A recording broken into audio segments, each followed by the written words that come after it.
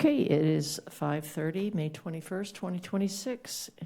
We are in the James H. Crocker Jr. Hearing Room on the second floor of the Town Hall, and this is the Town Council Zoning and Regulatory Committee. This meeting is being recorded and will be rebroadcast on the Town of Barnstable's Government Access Channel. In accordance with the Massachusetts General Laws, Chapter 30A, Section 20, the chair must inquire whether anyone else is recording this meeting, and if so, to please make their presence known. This meeting will be replayed via Xfinity Channel 8 or High Definition Channel 1072. It may also be accessed via the Government Access Channel, live video on demand archives on the Town of Barnstable's website. Cynthia, if we could have the roll call, please. Certainly. Committee members: Steve Robichaud. Present here. Jake Dewey. Here. Councillor Crowe. Here. Councillor Lutke. Here. Councillor Bloom. Here. Councillor Clark. Here. Councillor Crocker. You have quorum. Thank you. We'll go right per the agenda here. The roll call, the public comment. Do we have any public comment?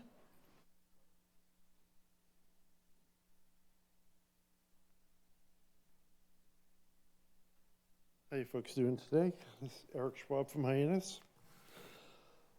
So I reflected on the meeting that we had a month ago with the building inspector, and I'm concerned that there is potentially a conflict of interest on this committee regarding inspectional services and the president of a fairly large HVAC, I believe it is, company. I imagine that there's quite a few permits that get pulled every month by building inspector through the building inspectors department, for this one company. And I'm concerned that the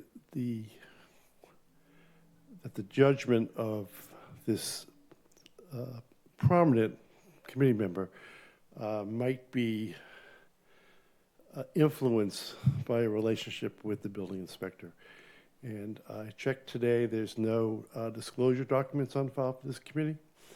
And I think at a minimum, there is an appearance of a conflict of interest that needs to be addressed. And I will leave it to you, Madam Chair, to decide what's appropriate. Thank you very much. Okay, thank you, Mr. Schwab. Do we have anyone else?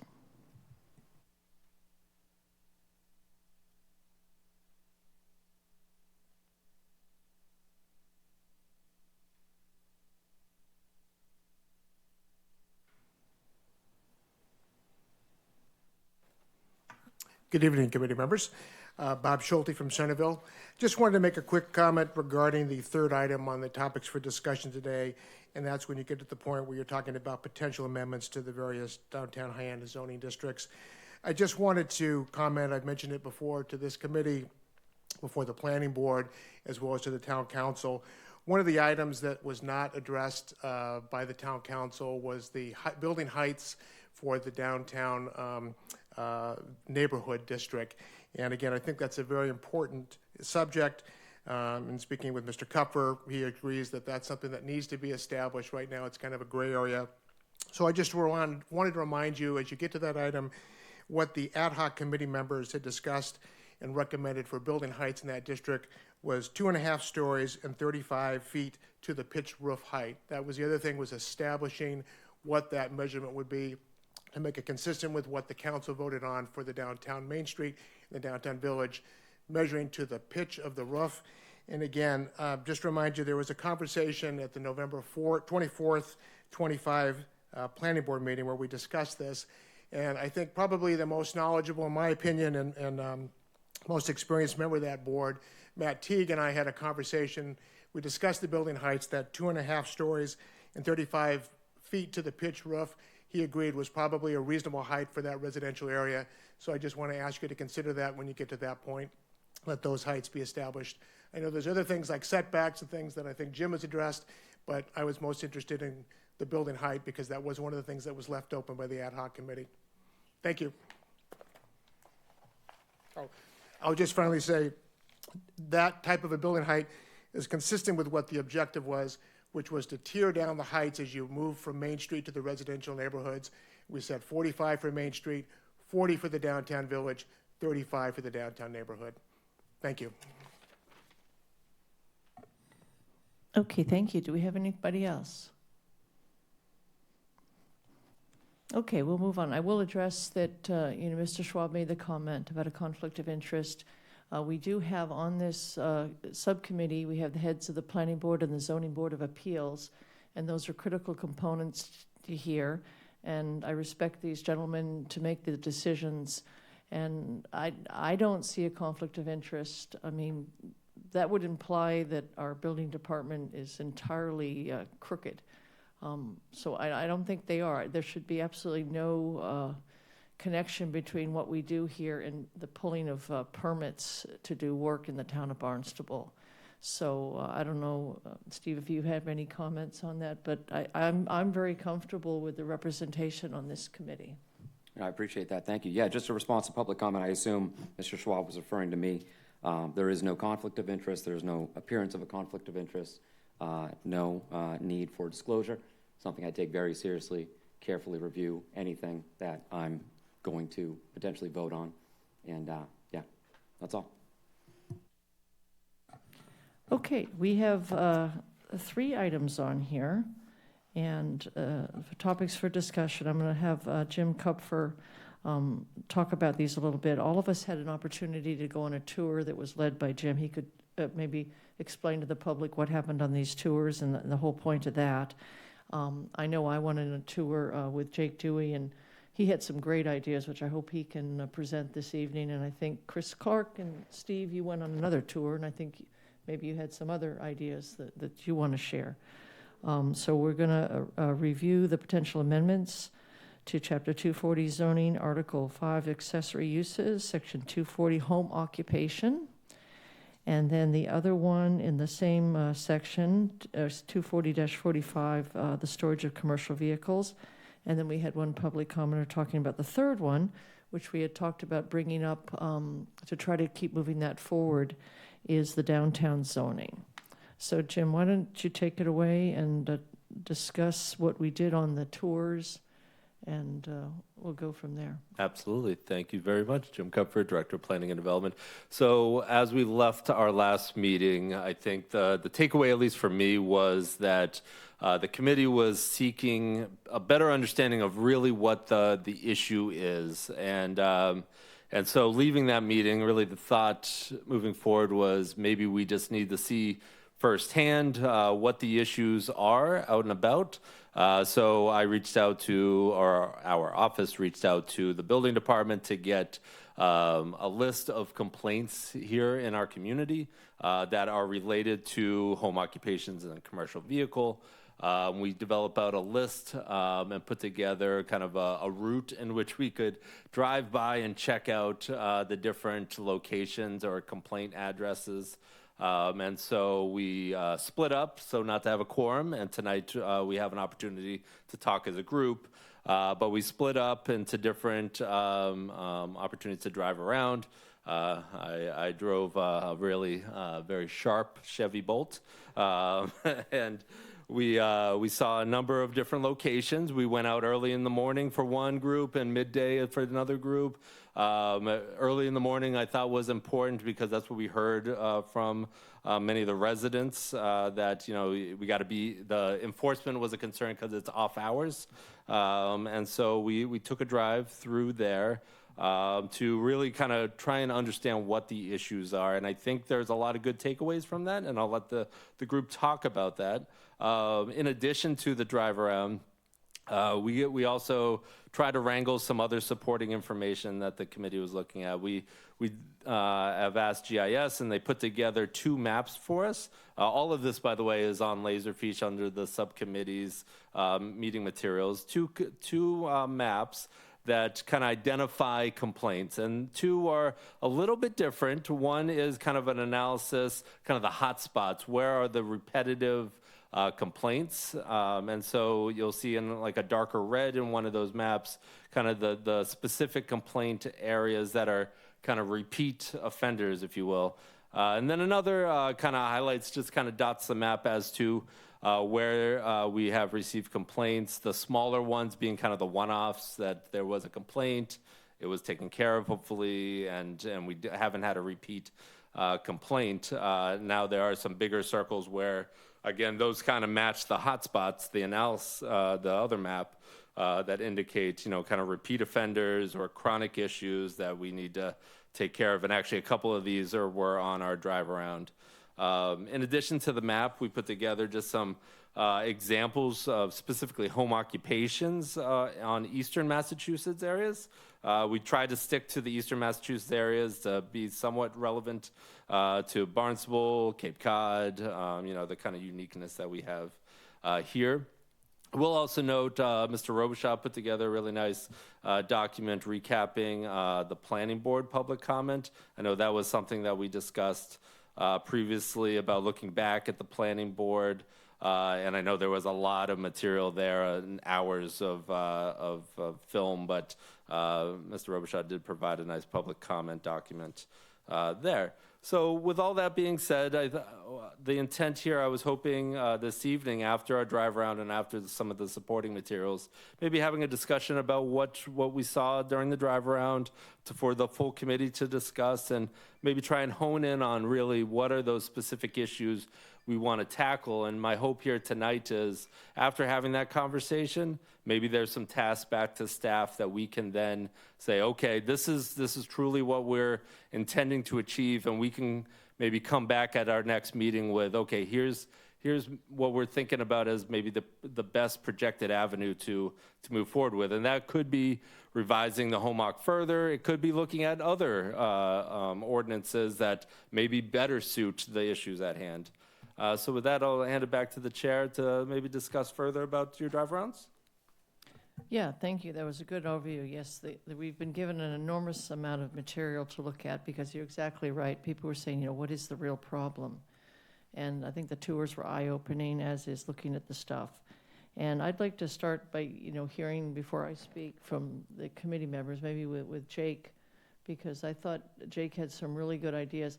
One thing that struck me, I know we had Director Florence here, is, and I've heard it from Mark Ells as well, that we are complaint-based. Everything in this town is complaint-based. And I have a problem with that, because it pits neighbors against neighbors. And I've talked to several of my constituents who are just exhausted, and they're also fearful. And I liked some of what Jake brought up, because it might address that. Again, we're trying to look at the problem.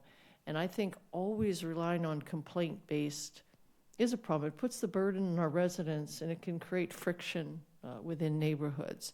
So with that, I'll turn it over to Jake.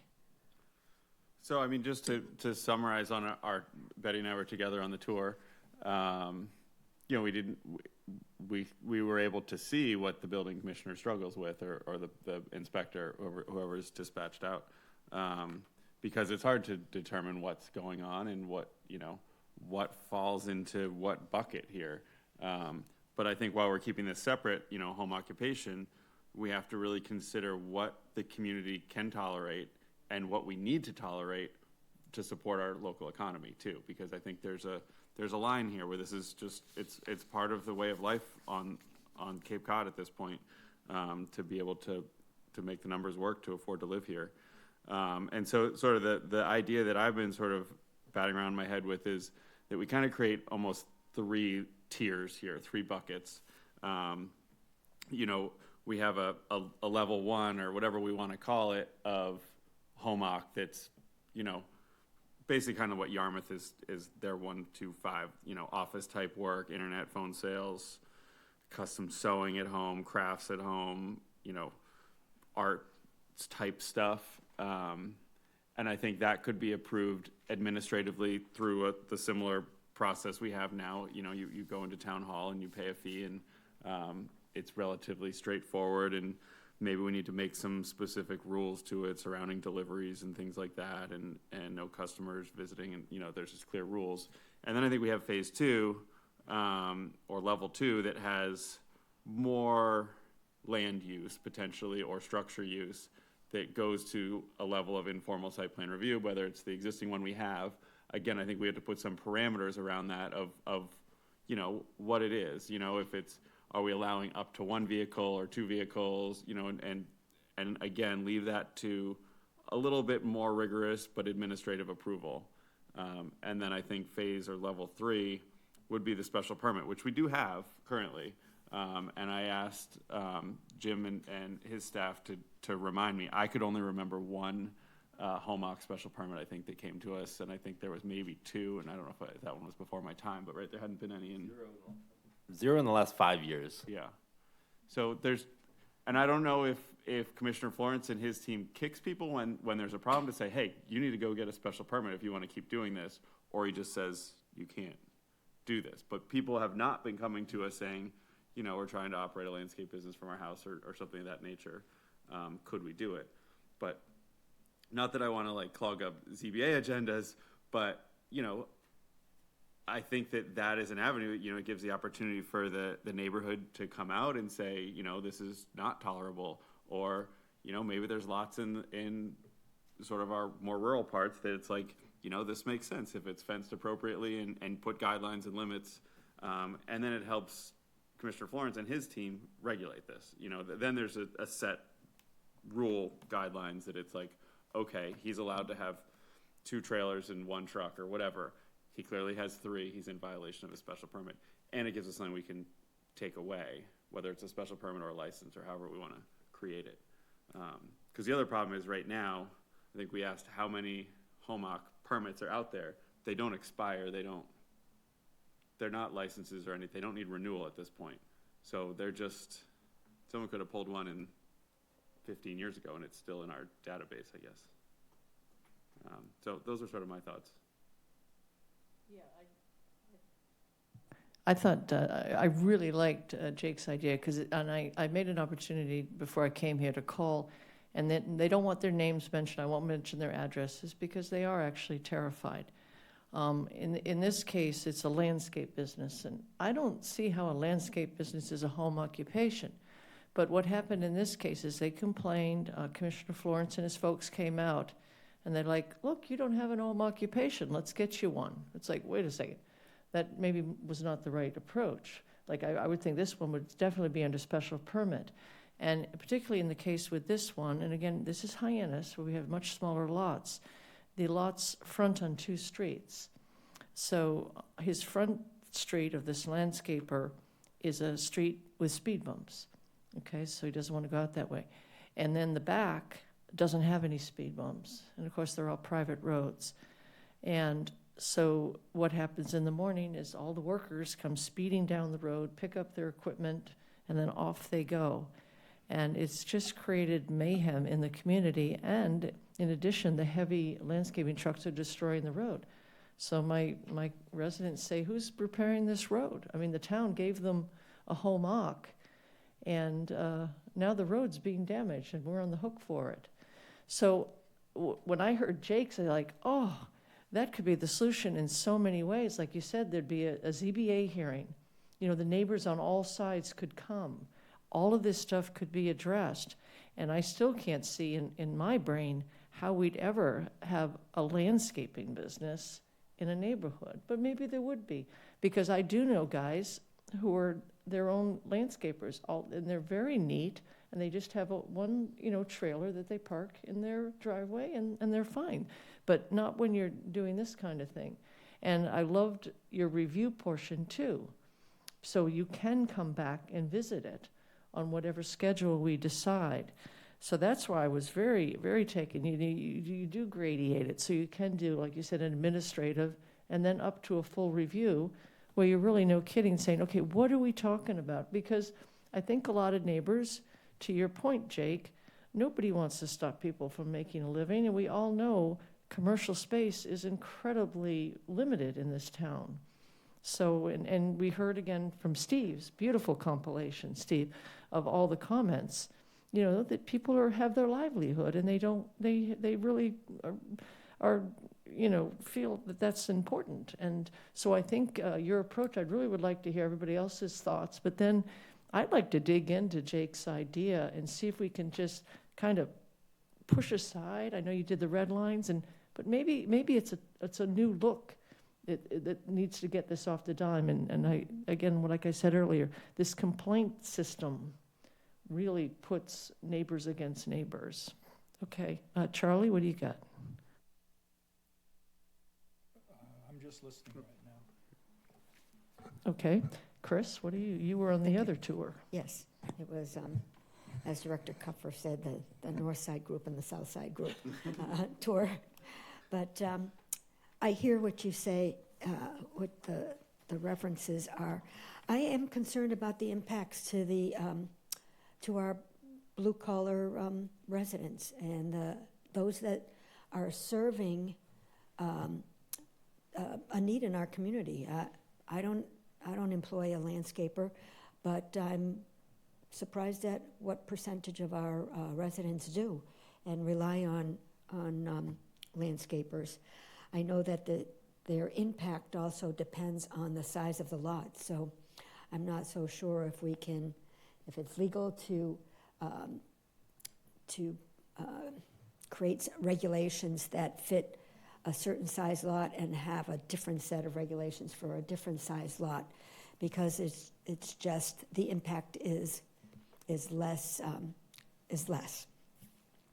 From our ride around, I don't want to take Mr. Robichaud's thunder, but it did seem that enforcement from our quality of life group has made a difference. When we drove around, the complaints were described, but it looks like there had been a positive response to action taken by the town. So enforcement apparently has improved and has had an effective response to the complaints that have been logged in with the town. And I have heard from some of the residents that I have interfaced with, and there's a certain tolerance that you do what you want on your private property. I understand that zoning is to regulate that, but I guess I heard particularly from a person who said, where do you cross the line to, take no offense, a nosy neighbor who's got time on their hands and has expectations of what level of clutter is appropriate and what could or should be regulated. So I understand that there are some things that we can regulate. Just looking at some of the responses from what Mr. Kupfer put together, say here where it mentions the town of Harwich, where it says that no traffic shall be generated by such home occupation in greater volumes that would be normally expected. So how do you measure it? How is something like that determined when you might have a party and have more traffic than expected? So I'm just saying that there are some regulations that you could write that are broad, but then when it comes to enforcing, how do you say that this is right, this is wrong? So at this point, I'm happy to take in the information. I was appreciative of the drive around, and that said, I think that the upshot was that the enforcement was being addressed in our town, and there has been some improvement. Thanks. All right, thank you. Yeah, I know, and a lot of those comments, like you said, people said they don't want to be part of an HOA, and I'm absolutely with that. I mean, that's one of the beauties of living in the town is not being under an HOA.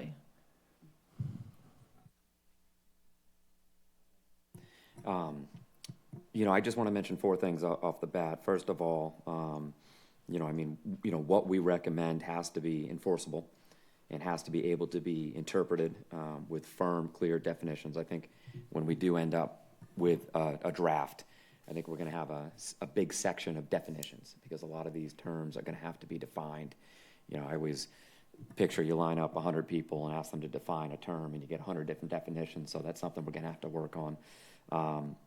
Wanted to just, give some credit to Jim and his team. The staff memo I thought was phenomenal. It was really nice to read what other towns are doing. I went through those and made my notes, and in there. A lot of them I checked off and said, that makes a lot of sense. That's something that we can draw from. Plenty of them I wrote ridiculous, yikes, you know, because there was a few things that just kind of, you know, I'll give you a couple examples of the yikes. Town of Yarmouth, home occupation shall be conducted wholly within the dwelling. And I'm picturing somebody sitting on their back patio doing a consultation or something. So I thought that was funny. And number 7 for them was home occupations shall have no activity that creates noise. So you need silence, right? So that was a little interesting to me. So, but there was a lot of good in there. There's a lot of really good things in there that I thought we could pull from. So I always love seeing what other towns are doing. I thought that was great. One thing I just wanted to throw out there about commercial bays, this town absolutely needs more commercial bays. We need to find homes for these businesses, but I do caution that that's not necessarily kind of like a silver bullet solution. And I just know that from my own family's experience, you know, running a business and from the blue collar community here. You know, a business has to reach a certain point of being scaled and grown to be able to afford that rent hit every month. So I think it's needed. It's going to help immensely, but I don't, you know, I think if right now 500 commercial bays came online, I don't think this problem would go away. I think it's just a small part of it. And then Chris, great comment on the enforcement because it is working. And it was interesting because we went, I think, 4 or 5 days after the first group. So there were even things that had improved a little bit from the first group. So, you know, it seems like I have to give, I know, you know, I don't think anyone's going to sit here and say the building department is doing a perfect job, but I do have to give Mr. Florence and his team credit because, you know, they are making progress. And I think that's all we can ask for. So this has been such a, you know, my mind is just spinning about where to go. So what I decided to focus on was just to write things that I think that we should focus on and things that I think we should avoid, just as kind of a talking point to start with. Things to focus on, you know, I do like looking at the home occupation license. I thought that the first draft that we saw of that was a little bit too strict. I worry about, I mean, look at what small business owners have gone through over the past 5 years. All of their costs have doubled. You know what I mean? Insurance and materials and labor, everything. So COVID was so brutal on every small business owner, and the worst thing we could do is hit them again and harder with more regulations and challenges. But I don't think a home occupation license necessarily has to be a bad thing. I think it could be seen as a good thing. I'd love to see us talk about what the issuance would look like, what the renewal would look like, but then also talk about being a little more gentle on when they're not doing what they need to be doing.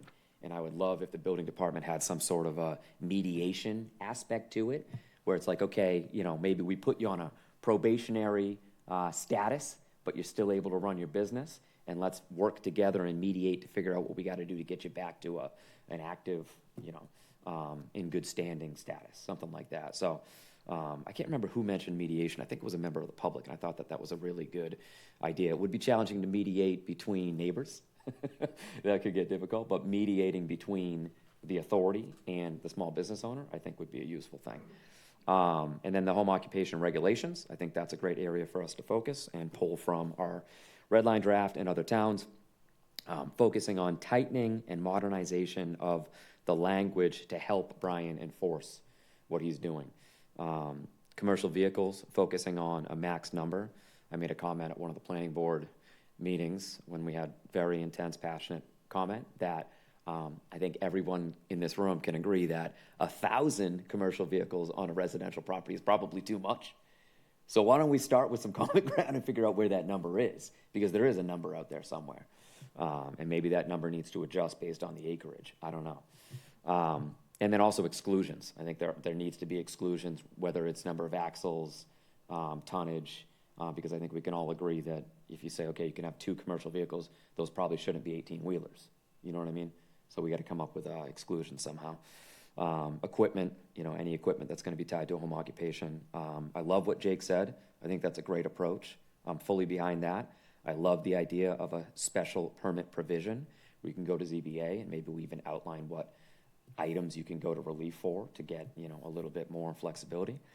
And then screening. I think screening is a really good place to focus, because I don't really think if somebody is you know, storing things or doing some activity on their property, but they've taken the time and effort to put up a nice landscape buffer, bushes, a fence, whatever it might be, and it's not affecting their neighbors, they should be left alone. You know what I mean? They're doing the right thing. So what we should avoid, obviously recreational vehicles. I think any mention of trying to limit recreational vehicles should not be something we think about, and we heard that big time at the planning board. I'm talking RVs, snowmobiles, boats, dirt bikes, side-by-sides, quads, all that type of stuff.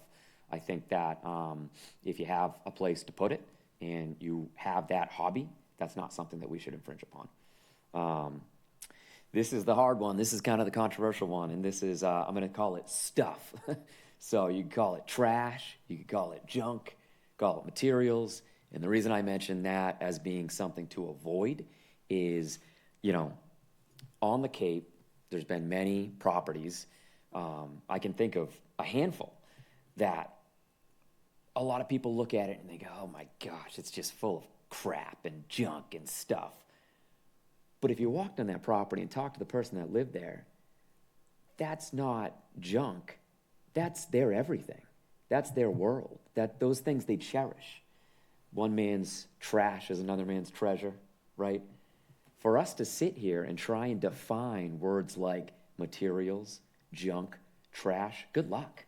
There's no way we're going to be able to define those. So I worry about trying to regulate those. If you look at a landscaper's got a pile of stone, a pile of mulch, a pile of loam. If Brian walks down that property and says, what are you doing? You're not following the regulations. What's going to stop that person from saying, oh, that's not for my business. That's just, I like to have that stuff. I've got a pile of mulch at my house. And you know what I mean? So I think that it would be almost impossible to enforce those type of materials. That could just be somebody's hobby. They just like collecting steel beams. You know what I mean? It's hard to judge somebody else and how they wish to live. So anyways, I think that might be a very slippery slope for us to try and regulate. And then again, further stressing small businesses to their breaking point. You know what I mean? Small business owners, blue collar workers, we've gone through a lot over the past 5 years. And I just picture, a 1 or 2 man company working out of a garage, working out of a hoop tent, and trying to make a living. So I don't want to do things that are going to put them in a tight spot. Sorry for talking for so long. No, thank you, Steve. That was terrific. And I had taken some notes, kind of what you were talking about. In our 240-46B5, it had the word objectionable. It kind of speaks, like, how do you even have that objectionable? Objectionable to whom, and what is your criteria? So I think you hit it there. That was one of my notes, too. No, I think this is great. I think we're all kind of coalescing. I'm glad that you think Jake's idea, because I would really love to see Jim take Jake's idea and run with it. And I love your do's and don'ts. I absolutely agree with what you're saying, that I like variety.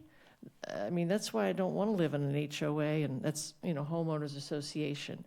And it always disturbs me that a lot of our 40Bs, they have HOAs. I mean, what's that? Okay, if you live in a 40B, you got to be in an HOA. And that's kind of bad, I think. I think that puts those people in a different thing. And they don't get the opportunity to do what Steve says. I like individuality. I like people to have their sports and different things. So, and I think that's what Jake's does. And I think, Chris, it addresses your concerns. Because that's what the ZBA deals with. There's zoning, and they're constantly dealing with different size lots. And they apply it, based on the size and the setbacks and things like that. So I think there's a lot of room to run with this and make it meet, I think, everybody's expectations. And as far as the commercial vehicles, I think there is a happy medium there. And I think, again, that could be done through the process that I think Jake has laid out.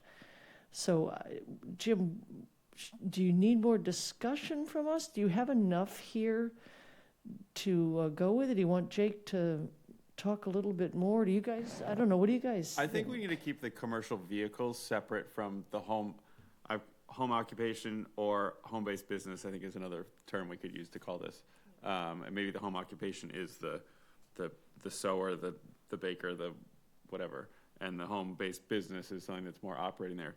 But I think the commercial vehicle problem is, and correct me if I'm wrong, but what I understand it to be is people bringing commercial vehicles home from a business that is somewhere else. So it's not falling into the home occupation ordinance. It's that they're, bringing it home.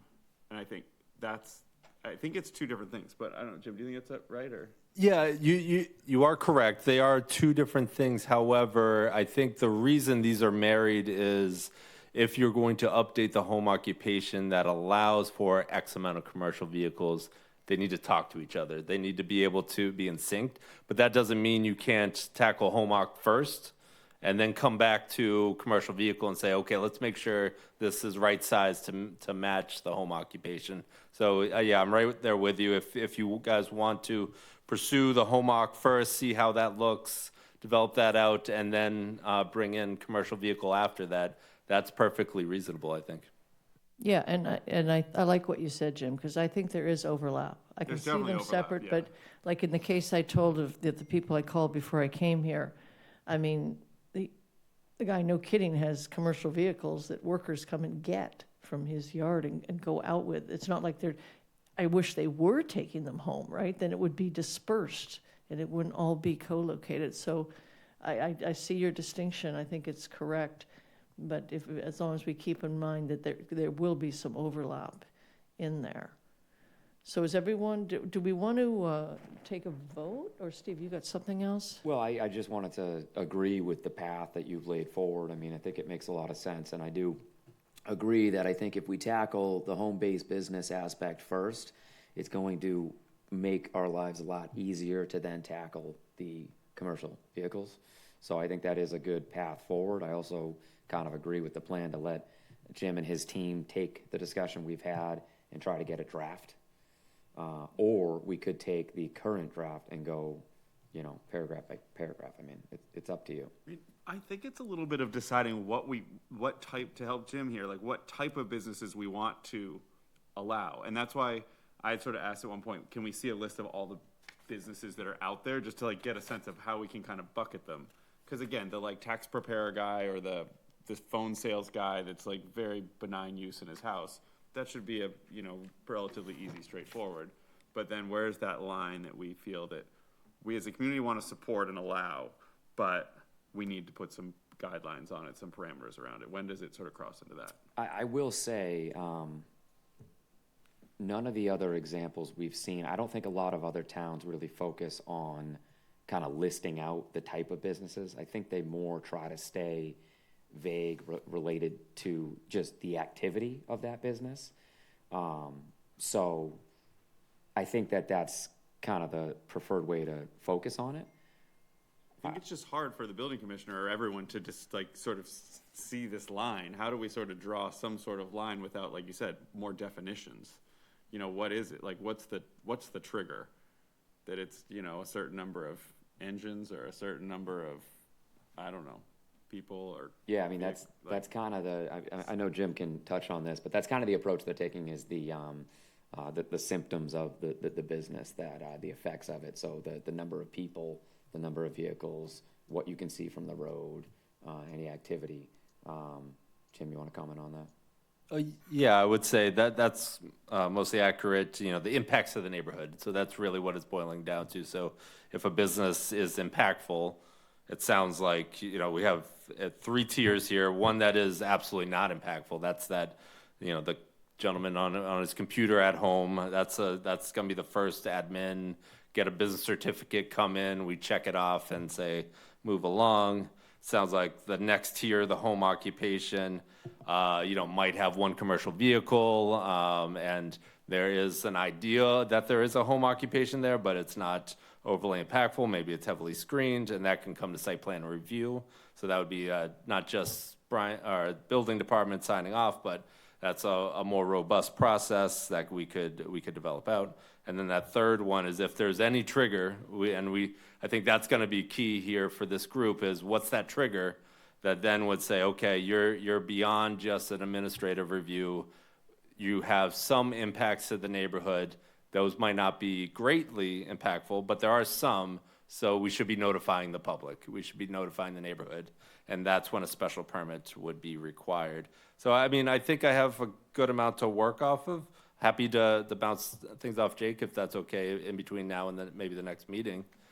We can build on this 3-tier if that makes sense to you all. Yeah, I think something else we need to consider is if someone gets one of these licenses, permits, or whatever, are there other limits applied to the lot? You know, does that mean there can't be an ADU or there can't be a, you know, other thing? Does it start to limit other things? Because I think one of the properties we saw, it was like, okay, it looks like there's probably an apartment here. Maybe those trucks are associated with, you know, someone living there, which is, again, that's allowed. And then there's something else going on in the main house. And, you know, how do you sort of limit it? Go ahead, Charlie, and then Chris. Okay, what about the number of vehicles that are coming into the neighborhood to do business with, say, the baker? You know, any vehicle that's coming into the neighborhood that would normally be there, I guess, it would be open to consideration, I guess. So it's not just how many vehicles we have, you know, associated with the business, but it's also other people coming in. So how do we take that into account? I think level, like the lowest level, there shouldn't be any on-site customers, right? I think it's like the Yarmouth model where it's like they're preparing things to go to the farmer's market. You know, they're only receiving UPS or FedEx or Amazon delivery trucks, and it's very, you know, residential use or whatever. But then where, you know, we're talking about the impactfulness, so we have to grade that. How does someone grade that when you cross this threshold? How do we set up a scale for Commissioner Florence or someone to say, ooh, you've crossed the threshold? And maybe, you know, I think if you are having customers come to your house, which not many of these are home-based business, they're having employees potentially come, but I don't think many of them are having customers. I don't think complaints are driven with that, right? Okay. The complaints aren't driven by that, but maybe they're there, and they need to be, we need to document this, that it's okay. So how would we, like, can we get an example? What's an example of a business that has customers going to the house so we think it might be operating? Like, say, in the town right now? take a bakery, you know, and somebody, and she bakes something for somebody, and they come in and they pick it up, you know? It seems to me pretty harmless. So we want to allow, So we even want at to allow the- support something like that in the community, like a Yeah. small, okay. So even at a tier 1 level, you know. But I think we that could should have a probably car fall into coming in. tier 2 because they need to have sufficient place for the car to pull off the road, to Okay. go into their space, and Yeah. whether or not we're allowing a small sign or not, or a sign below the that's good. mailbox kind of thing, or Yeah. we're saying no sign, we need to make that determination, I think. That's good. And then with site plan review, it also gets the Board of Health involved to say, you know, the septic system can handle her baking at some scale or give some sort of level. I don't know how that works, but, you know, can put some sort of limits on it too. Yeah, I know, Chris, you wanted to speak. Let me just say one thing, because I've been following the lobster guy in Yarmouth, right? And they just had this discussion, Charlie. And they said, well, we ought to limit your time. You can't be from 9 to 4. You can only be from 11 to 4. And they said, well, ironically, if you do that, you're going to have more traffic concentrated, you know, but if you give them more hours, he can spread out his business. So, I mean, it's an important consideration, you know, if you stack it up, nobody can come here between 2 hours, you know. So these are, you know, you're bringing up really good points, and, you know, we're seeing it right next door in Yarmouth. I mean, this lobster thing has just gone on, and I mean, that's the ultimate, right? I mean, they've looked at that every single way. So, a good point, Charlie. Thank you. Chris? Thank you. I'm wondering if there can be a correlation between, or with the type of home business and the acreage. Because if there is less congestion, if we're trying to measure or evaluate the impact to the neighborhood, if you're on 2-acre lots, then, or greater, it's less impactful than if you're on a 1/4-acre lot and you're turning around in somebody's yard for managing the traffic, not only for people coming to do business for a tax preparer or crafter, but I'm just saying that how are you counting trips to a business, you know, it goes to being complaint-driven. And I agree with you, it's uncomfortable, I agree with Councillor Ledke, it's uncomfortable to think that our regulations are dependent upon neighbor or community member complaining about another. So I do think that that does create friction in the community. And, well, that's what I was going to say. That's why I think the review process that Jake said is really important. You don't just get this, special permit or license and off you go. And then we wait until, somebody calls. And I also think going through the ZBA process with a hearing, you're going to get that. Mm-hmm. If you're in a tight neighborhood, you're going to get that. If you're out on the 2-acre zoning and more, you're probably not. So you're going to know it right up front. Good point. So I think that's why, again, I really like his process. Steve, you had something? Yeah, the only thing I'll say is what other towns seem to do, not saying this is right or wrong, but what other towns seem to do is just say no traffic shall be generated by such home occupation in greater volumes than would normally be expected in a residential neighborhood. And then they mentioned that any need for parking must be off-street, not on a front yard. So that's kind of, that's pretty consistent between all the other towns that were in the memo. So that's the way they're doing it. Whether that's right or wrong, I don't know. I'm not saying, but I'm just kind of pointing that out. I'll also mention they all prohibit retail sales. So you kind of can't set up a storefront. And, some examples, Plymouth was great because Plymouth actually offered some examples. Family daycare, office of an accountant, lawyer or tax preparer, beauty treatments, personal training. A lot of those trades that there might be one or two clients at a time. You know what I mean? So that I think is a reasonable minimal impact on traffic. But Charlie, to your point, like a daycare, you'd have a surge of cars at 7 a.m., but then it'd be quiet. But I don't know if I'd necessarily think that's a bad thing. I will say, looking through the complaints, I don't feel as though a lot of the complaints are based on the traffic volume. I think a lot are more based on equipment and vehicles and stuff like that. So I don't know if we have to necessarily worry too much about that. And I'm certainly in favor of just saying that the traffic volume shall not exceed normal levels. It is hard to determine. You're right. That's hard to define. But again, if that's not something that's historically been a problem, is it something that we should overthink? I don't know. Thank you. Well, I kind of think we should do a motion to give guidance to.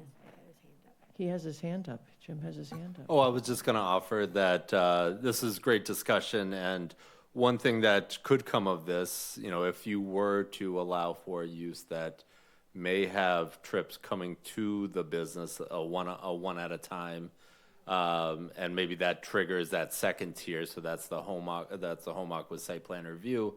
That gives the building department that documentation, and so when they go there and they see 4 or 5 at a time, they could say, rather than stick it to a violation, there is a mediation or a remedy.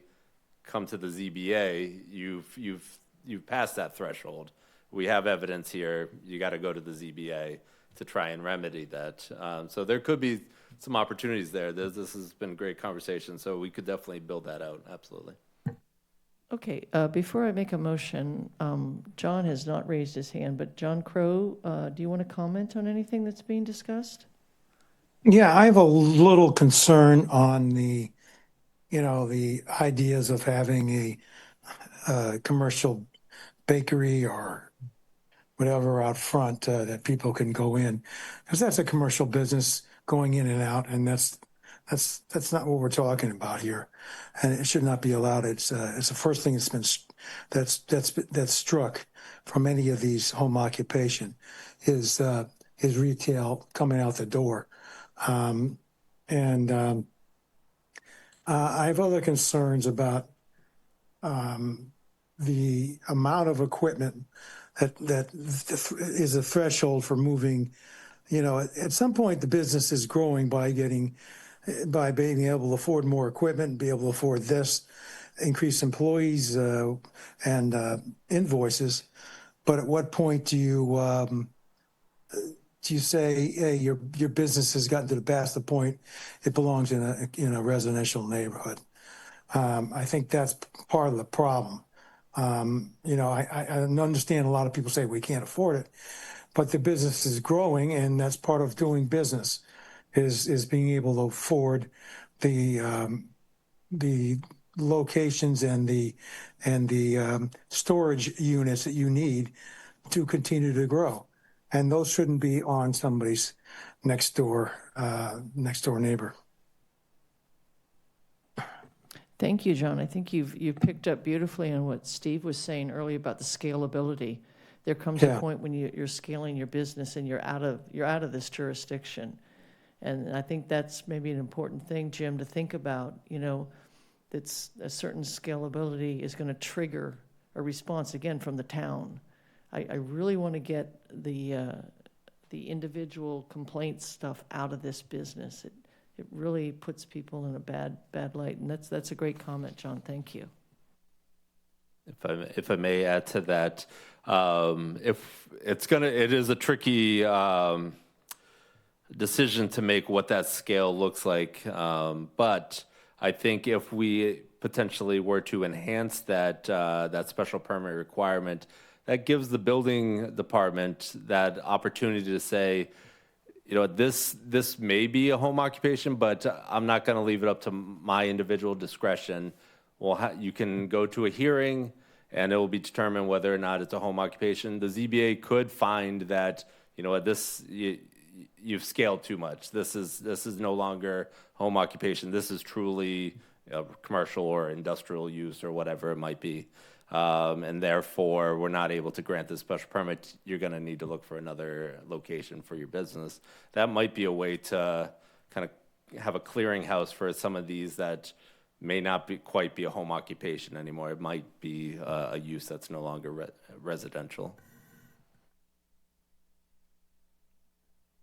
The only thing I'll add, if I keep hitting the mic before our motion, is Jim, are you up for the challenge to consider what a potentially acreage-based factor might work into this? It's a topic that I think is going to have to come up at some point. I know Chris mentioned it, and you look at a downtown Hyannis quarter-acre lot versus a 5-acre lot in Marston's Mills. I just think it's a factor we have to think about. I don't think we have to be specific. Do you want us to be specific to acreage? I So- think every lot is unique. Yeah. For the ZBA to decide. Yeah, you're right. And I would say, going back to our drive around too, I mean, once you got out to the western side, there were still impactful home occupations that were on fairly substantial lots. But I mean, my recommendation here would be to continue on with this dialogue. We're up for the challenge to start molding a draft ordinance that reflects the conversation. If we move down to okay, you know what, this could be right for a quarter-acre lot, but let's not impose on a 2-acre lot, for instance. Then we can start diving into those details as well. At the moment, I'm not hearing any of this lending to the scale of the acreage, but it could down the line. And we can give it some thought and look at some other best practices too to see if there's any communities that are doing it by acreage and offer that to you at the next meeting. Yeah, the only thing I think about is just the vehicle. If you say a home occupation can have one vehicle and say one trailer, I think that's very appropriate for, maybe 2 acres or less. But do we consider, maybe you get one extra vehicle or one extra trailer if you're 3+ acres? Or to Jake's point, just say if you want an extra vehicle, go to the ZBA for, I'm fine with that. I think that's the case I'm because fine with all that. these lots are unique. You could have a 3-acre lot that's like wooded and sloped and whatever, and they actually only really have a quarter-acre to use. And then you could have a flat quarter-acre in downtown Hyannis that they can, tuck it alongside their garage, and it's very benign to the neighborhood and whatever. Sure. And so I think, you send it to the ZBA to make that discretion, and and then you also hear from the neighbors to say, there's a great buffer between us. That's fine. We don't want the diesel truck running until 8 a.m. or whatever it is, or, great, we love it. I'm comfortable with that. You know, I think letting an applicant have the opportunity to go to the ZBA to talk about, hey, this is what our lot looks like, this is how much room we have, could we add a commercial vehicle and let that board make that decision? Makes sense to me. Cool. You might want to consider some setbacks, because if you have an irritating occupation or operation, and they pile it all underneath the neighbor's bedroom window or something like that, I think that that might be a consideration that, you know, they might, a person conceivably could have their home on one side of the 2-acre lot and put their home occupation operations away from their resident and more impacting the neighbors. That could be a factor worth considering. But Which, I mean, again, I think they'd come to the ZBA and they'd have at least a somewhat of a plot plan of showing where they're gonna have their parking and whatever, and the neighbors would have the opportunity to say, no, that's too close. And our ZBA members we hear the public, like the public's super important, they'd be notified, no, there needs to be a 30-foot buffer because they're doing, you know, heavy whatever. But if they're, I don't know, having a craft studio or something, it's probably fine, right, that it's 12 feet off the lot line or something. So I think it's a really case-by-case basis. If we want to support different businesses and businesses, you know, developing in the town, I think we have to be ready to have the discretionary board look at each case individually. Okay, then I will try to make some sort of motion here. So I propose a motion to have the planning and development of the town of Barnstable come forward and bring us a 3-tier home occupation proposal and ordinance that has a level 1 that's administrative in nature, a level 2 that takes advantage of our existing mechanism of site plan review, and a level 3, a special permit that again takes advantage of existing system through the ZBA, and that a review process is built in with clear definitions. And I don't want to, you know, I guess that's it for now. I don't want to give him too bounded, and then we'll take it from there. I'll second that. That's great. You have to Okay. roll. Yeah, we'll do a roll call, Cynthia. Committee members, Steve Robichaud, Yes. Jake Dewey, Yes. Counselor Crowe, Yes. Counselor Lutke, Yes. Counselor Bloom, Yes. Counselor Clark. Yes. It's unanimous. All right. Nicely And done. will this Okay. be a zoning bylaw or a general ordinance, potentially? Or we Well, decide? at the moment, it's zoning, but we can, we're progressing and what comes out of it, certainly some things might lend itself to general ordinance, so we can have that conversation. Yeah, I hope you're very creative. I mean, we really should be creative. Don't get stuck with what we're doing now. Okay, the next item we had was the review potential amendments, Chapter 240, zoning Article 5, accessory uses, Section 240-45, that may consider the storage of commercial vehicles. I would like to propose that we table that for right now until Jim comes forward with what he's doing. As we discussed earlier, these are going to be related but different, if everyone's okay with that. I see a general consensus. Love it. And then I would really, again, looking to everyone's time here and be effective in our, let's move down to number 3, which is the review of the potential amendments. And I think, Jim, you have a presentation. Do you want a motion to continue that second one? Oh, you want a motion to continue it? I mean, just curious. Okay, why don't we do that to formalize? We're going to motion to continue the storage of commercial vehicles. I'll second that. Committee members, Steve Robichaud, Yes. Jake Dewey, Yes. Counselor Crowe, Yes. Counselor Lutke, Yes. Counselor Bloom, Yes. Counselor Clark. Yes. It's unanimous with those present. Is Okay. that to a date certain, or we're just pushing it forward? We're just pushing it Okay. forward. Okay, and so right now, we're going to talk about the review, the potential amendments to Chapter 240-24-1, downtown Hyannis zoning districts that may consider modifications to setbacks, heights, district boundaries, or other recommended improvements to the districts. And I'll turn it over to Jim, because you did a lot of work. You did some, I think, red lines and stuff. I don't know if you going to present that or what you have? Yeah, if I could, thank you so much. So yes, you have a memo dated May 3rd regarding potential amendments to downtown Hyannis zoning districts. And much of this furthers the discussions had the various discussions, honestly, had over the past 2 years with the ad hoc zoning committee, with the planning board, with the town council, with the public, regarding the process for our downtown Hyannis zoning, specifically things regarding building height, with the map changes, and with setbacks. And so before you this evening is our opportunity to present to you some cleanup, in my opinion, some areas for conversation, and then setbacks as a rather new topic that wasn't really developed out in the process, but was kind of a thing to the side that was repetitive that we really wanted to try and tackle. So to start, on page 1, or the first page there, is building height. And really this is meant to be a cleanup for the downtown neighborhood district. So when we started the process 2 years ago, we were talking about downtown Main Street and downtown Village and the concerns about the heights of buildings that could be proposed. And ultimately what came out of that was a downtown Main Street with a 44-foot height maximum at the ridge, and that being 3.5 stories maximum.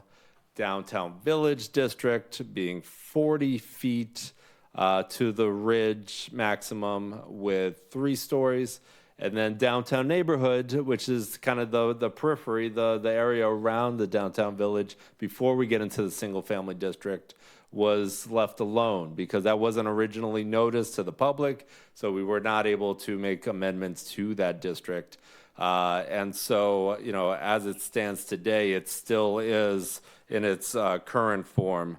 And so the suggestion here is as you progress down to the second page, we have a red line that essentially, so the language there is actually what has been adopted by town council. And now we are further amending that shortly thereafter to simply strike the first section, because what that first section you see in A that is struck on the red line there is that the downtown neighborhood has to be treated differently. It's being treated with a definition of to the plate, so not to the ridge, the top of that roof, but to the plate, so the top of the ceiling of the top floor, essentially. So it's being treated differently still today, and so we propose to remedy that, to allow for the downtown neighborhood district to be the same definition as what was recently adopted for the Main Street and Village. And again, that is the mean grade to the highest point of the roof, so that ridge line. So that is what's proposed there. So in my opinion, that's a cleanup. But one very specific item that for discussion either this evening or beyond is the overall height maximum that's there. And we just put a placeholder as currently, it's a 3-story maximum. So if you recall, in our zoning before we made these changes, there wasn't an overall building height, right? So we had 3-story maximum for downtown neighborhood. So we need to identify what that, especially if we're going to change the definition to ridge, so top of roof. We now need to also include, an overall maximum height. One thing I think that's important to note when we're talking about downtown neighborhood is that there is a different density to downtown neighborhood. So we're talking about 4 units maximum for the building. So that's different than downtown Village, downtown Main Street, right? With those districts, that's more guided by what you can fit on the property. Meaning, or right now, 1.5 parking spaces per unit. So whatever can fit in that box, it allows. Whereas downtown neighborhood, we're only talking 4 units. I'll quickly touch on the next 2 if that's okay, and then we can come back to the top. So that's building height. That's one aspect. And then when we were doing the map, actually Councilor Ludke and I had a lot of really good discussions about, it's very specifics of the map and map changes. And again, very similar to what I just mentioned about downtown neighborhood and the building height, we couldn't quite make certain amendments because, in the initial stages of the process, we noticed very specifically. And here we weren't talking about any map changes to the downtown Main Street area. So what had come at the conclusion of the map change process was some parcels that remained as they are today and had been prior to any changes. We kept this and highlighted these so that we can have more discussion about whether or not we want to pursue further map changes. So what you see on this map and what's in your package, those properties outlined in red were originally discussed with Councilor Lucky and myself about potential amendments to the map to change from what is currently downtown Main Street to downtown neighborhood. And we have in your package too, you have the full address package. And again, for the public, anyone listening, this is on Laserfiche on our meeting materials package, so anyone's able to access this. And then lastly, we're talking about setbacks. And so we gave this a lot of thought about how to tackle setbacks. And, obviously a lot of this conversation stems from a recent development that is closer to the right of way than many may have wished. And so we thought about how we could better remedy that, and looking at our right of way throughout Main Street and how it varies. There's no sure thing that we would be able to get a further setback if we left it at 0. And so we wanted to be cognizant of that and offer some suggestions to provide some minimums and maximums. Maximums are still important for downtown Hyannis as the building form and the pattern of development lends itself to being closer to the sidewalk or the public space, not necessarily right on the right of way, but closer to the public space and putting the parking behind the structures. So the more you force a structure back, the more likely that other features are going to come to the front that you may not like. So there is an importance to that maximum. Whether 15 is that right variable, that's for discussion. But the minimum, I think, is important to discuss. And we really thought about this not just from a structure stepping back from the right-of-way, but what are the features that we're hearing as a concern about Cascade? And the secondary feature, at least from what I pulled out, was it's not necessarily just the building as it relates to the street, but it's also the building height as it relates to the street. I use the example with a lot of folks about right next to Bradford's and the old kitchen supply store, right? That is actually the same distance back from Cascade. But if we're all being honest here, it's a much shorter building. It's not as imposing, right? So we thought about this long and hard, and we offer to you a little bit of a nuanced setback where we blend the two. And again, these variables are very much up for discussion, but we offer this as a starting point. So in the downtown Main Street and the downtown Village District, we offer a primary and a secondary setbacks. We offer 1 and 2. 1 is 5 feet minimum and 15 feet maximum from the property line for buildings that are less than or equal to 2 stories. So 2 stories or less, you have a 5 to 15 area to play, so 5 feet off the right-of-way and beyond. And then a 10-foot minimum and 15-foot maximum from the property line for buildings that are greater than 2 stories. So 2.5 stories, 3.5 stories if we're in downtown Main Street. Obviously, 3 is the limit for downtown Village now. And we tried to provide an exhibit here that tries to outline this, and I just want to quickly explain this a little bit. So, throughout our downtown, the right-of-way really does vary. It's not always the edge, it's not often the edge of the paved surface of the road. A lot of times, it is actually back a sidewalk that is the right of way. Sometimes it's actually in someone's front yard. Lincoln Road, we're looking at that now. Lincoln Road right of way is actually very wide. There's going to be, if we do some improvements to that right of way, there's going to be a lot of mailboxes and plantings and whatever that we may have to slide back onto their property. But down here, it does very much vary. And a lot of times the sidewalk is in that right of way, but not always. Like, for instance, again, pointing to the Cascade, and that right of way is the back of that sidewalk. So that's where that 0 is. So if we added 5 as a minimum, again, just putting it out there as 5.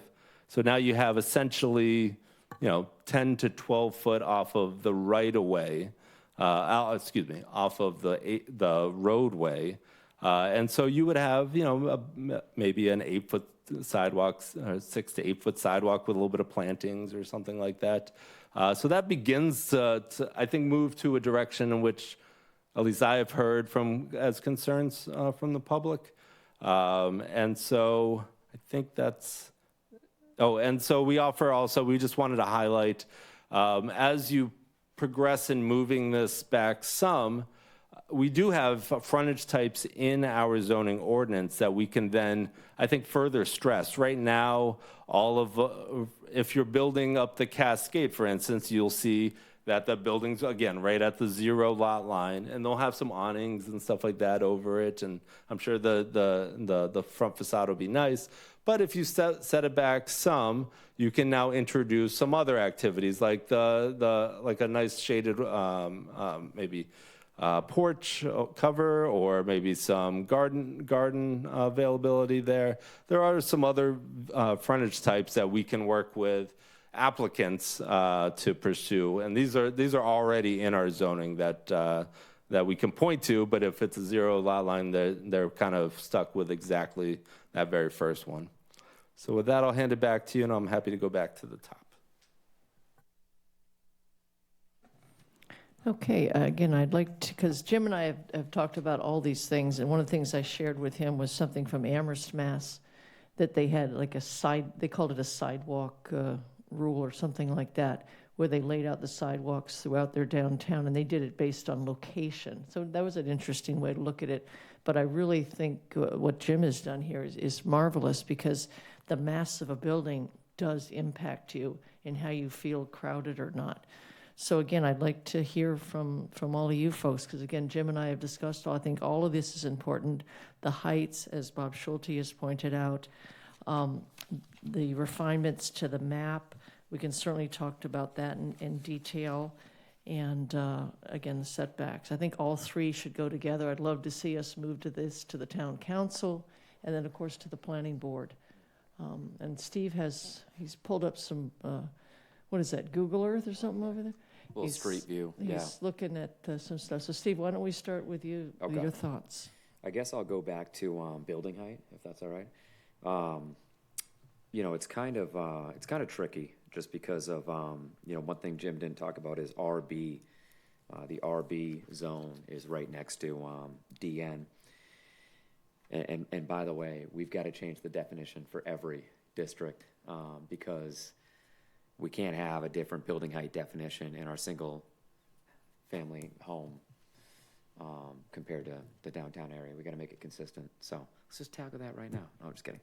But it is something that we should get after at some point to make it universal across the town, just to make it easier and more understandable for everyone. So when you look at RB, because again, we've all talked about, all right, let's start at DMS and step it down.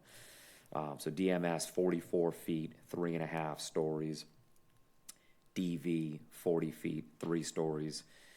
We're going to talk about DN, and then RB, 30 feet, 2.5 stories. But that 30 feet is to the top plate.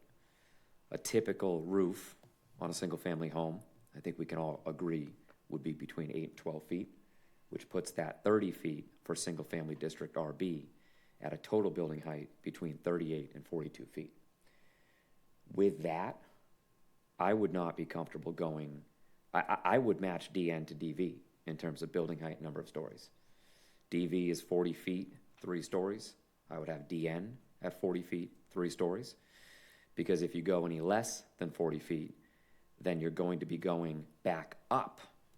So DN's going to be down, then you go to RB, you're going to be going back up. And that just doesn't make a lot of sense to me. I don't think that's common sense. So that's where I'm at. I think the difference between DV and DN is more about density and uses than it is about overall building height. So I think if we make these definitions uniform, again, that RB is going to be a total height of 38 to 42 feet. We've got DV at 40 feet. I think DN's got to be 40 feet. So that's where I'm at with that. You know, the map, yeah, I don't know, that's kind of a weird question, Jim, but that list of properties, do you think, you know, I always put myself in the shoes of the property owner, and I worry about a property owner potentially, okay, you know, my zoning is kind of like, you know, the potential of what I can do with this property is reduced. Does that impact my resale value, my opportunities? You know, I just worry about taking their property rights away. I don't really know how to ask this, but is there anyone on that list that you think that really would be upset by this? Should we reach out to them? Should we engage with them? I'm not necessarily opposed to it. You know, if you look at the map, it is kind of logical how it lays out, but I just worry about those property owners. I don't know. Is there any comments you can offer there, Jim? You know, honestly, we haven't engaged directly with any of the specific property owners for potential changes. Obviously, this is kind of the first blush for the public to even see any of this discussion. But we certainly could if this group wanted to. I don't know. Councillor Ludke had identified a number of these specifically for very certain specific reasons, honestly. I don't know if you're prepared to discuss that, but that might be helpful in the conversation. Yeah, I can speak to that. A few of them. That one there between North Street and South Street, that again goes to what I had said at the town council. It's following the water. That abuts right on Stewart's Creek, that one there. And so that was to continue. You don't know where now North Street and South Street? Yeah, I'm saying, but Okay. public. Oh, there we go. Who's circling that? Who's doing that? Oh, that's Jim. Okay. So Jim knows. It's that one right there. And that goes back to what I was saying is we were following the water. And that's how all of those came from the Hyannis Creek down to Aunt Bet's Pond, down to Stewart's Creek. So that's continuing with that. And we weren't able to do it, as Jim said, because we couldn't properly notice it. So that explains that one. And then the group just to the east of that, Jim circling that, that kind of continues, if you will, the South Street, which is a beautiful older neighborhood. And this is where we get to, Steve. It's the point of the atmosphere, the kind of culture of Hyannis, if you will. You know, against the property rights, if you will. So that's like the roadhouse. Yeah, the roadhouse Okay. is in there, and I pointed this out to Jim. He didn't know it, and then when he looked at it, he said, "Oh yeah, I can see that." The last dairy barn in Hyannis is right there, right behind Attorney Manoog's office. If you look at it, it was the last dairy barn, and it's right behind the old theater and stuff, which I just think that's a nice area. And then across from it is a low-line area that I think could stay low-line. It has that funky windmill in the corner, you know, where the Dunkin' Donuts was forever. And we have the ancient cemetery across the street, which I think we ought to, you know, pay a homage to. We do have the mansard roof apartments, but they're set back quite a bit. So that was really to pick up the southern side of Hyannis and just pay a little bit of tribute. We have had people come and comment at town council about that area. There's been quite a bit of development, so a lot of people have exercised their rights there. And, you know, those maybe are a little bit uncomfortable, a little bit taller than they should, because there's quite a nice older residential neighborhood there, again, with the ancient cemetery. So I think, there's been a lot of development. People have taken advantage. There's a recent one that's going on what's the Dumont, right? That faces Dumont there. Some rather dense development there going on. That's Dumont that faces right on where the sewage pump station is. And then if you move further up to the east, look how good Jim is at this. Those are the ones that Jim pointed out. That's on Pearl Street. And there's some Pearl. very nice little development. I think Sturgis owns the preponderance of that, and then it's the Hyannis Arts area. And that would just be I think it backs up to the library and stuff, and that just kind of continues that one little area that would finish off. And then, what do you got? One more up there on Pleasant. Isn't that that's Press building. That's the press building. Yes, exactly. And for those, this one and the ones on Pearl, the initial thought, I think, in the conversation with the planning board was that certain areas were going to be preserved, such as Main Street, obviously for DMS, and properties fronting on North Street as DV.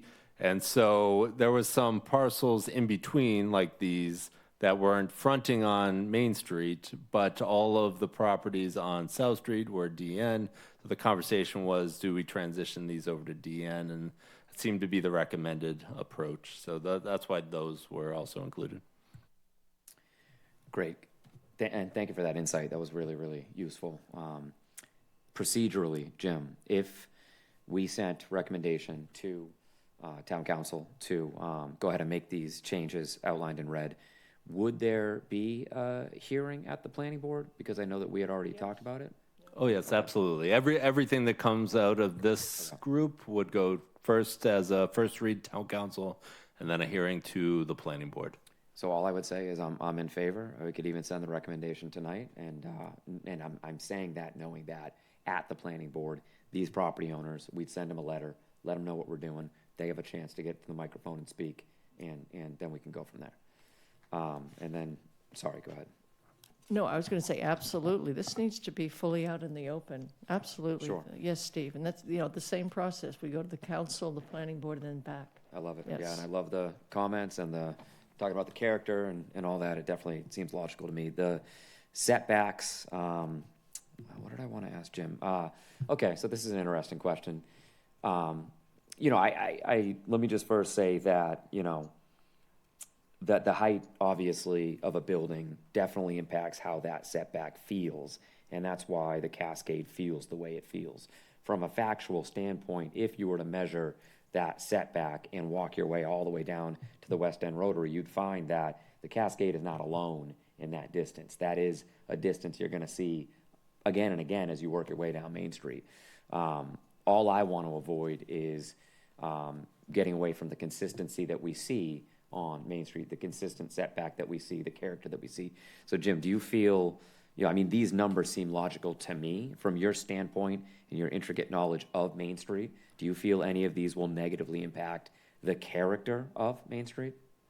No, I think we did this intentionally, as these aren't extreme changes. These are in line, in my opinion, with what you're going to see out there.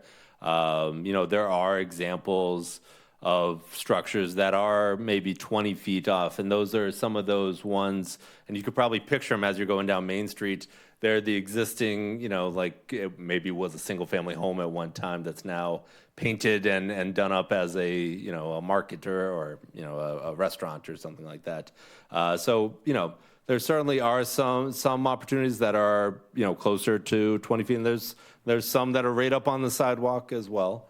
But again, as many that know me, I try to stay consistent and not sit to the extremes, but try and be consistent throughout. So I think these are rather consistent, but certainly open for discussion. With that, I would say that I'm in favor of the proposal for the downtown Main Street and downtown Village setback adjustments. And my final comment is, I know Jim's team has a lot on their plate, but I would love to see just a short and sweet memo on what it would take to find consistency through all zoning districts related to building height definition. Just kind of procedurally what that would look like. That's it. Thank you very much. I do think it would be helpful to the public, because once you explained the justification for the changes of these highlighted parcels, I think it would be helpful to elucidate and justify the reason why these were selected. I think that it makes sense once you explained, but I also think that maybe perhaps you could share that with the Greater Hyannis Civic Association and bring it to the audience that's not a hearing, but it's just so that the community is aware that these are considerations coming down the pike. Jim, could you put this in the could you have some sort of a justification that speaks to what Chris was saying versus? Meeting before we move forward with this to town council, because we could certainly beef up the rationale in the town council's, proposal or an agenda that, I could work with Betty on if that works. Yeah. So when Councillor Lutke was explaining that these, I think it's a southwestern area is considered to better protect Stewart's Creek, that sounds like a logical justification. I'm just saying that I think someone naive looking at this map is going to say, what's all this about? So I think that that when you broke it out like that, I think it makes sense, and I think that it shows that it's not just a cavalier change. I like your justification. Jake? Well, first, I just wanted to disclose that I do own property in downtown, and one of the parcels on here is something that it's fully developed under prior than this zoning, and I'm happy to recuse myself at your discretion. But I think I can sit on it unrelated, but if you would prefer I recuse myself, I'm happy to. I think if you fully developed, then I don't see why you'd have an issue, but Okay. Jim, Yeah. do you, I mean- don't, It's wholly up to Mr. Yeah. Dewey how he wishes to proceed. I mean, I guess one question I go back to, with this whole zoning as a whole is what is the purpose and intent, and what are we trying to create with any of these changes? I think the public has raised the opinion that downtown is full. Like, we built it out a lot here. So does this help slow that down? Does it slow it down too much that there's blighted properties? Because I think this whole zoning was created to, encourage downtown revitalization. We've revitalized a lot of it. Does this help get the missing pieces but slow down the, parts we're concerned about overdeveloping? So I think we just have to consider that, and I hope the council will consider that, as they look at it. I think that the small pieces is just kind of cleaning up something that's, sort of maybe got missed a little bit or whatever in those areas. And then just on the overall height, one comment would be, I think we should make sure we put some sort of definition or clarity over, ornamental things on roofs. Where that falls, whether it's cupolas, HVAC stuff, screening, decorative stuff, just again, so the building commissioner and the public is clear that, okay, the roof might stop here or here, are we then allowing another 5 feet of things on top? I think we can go either way, but we just need to make sure we clarify that, because particularly cupolas in this town are, in some of our zoning ordinance, are defined, and some of them they are not, as exclusions from building height. So. okay, Charlie? Well,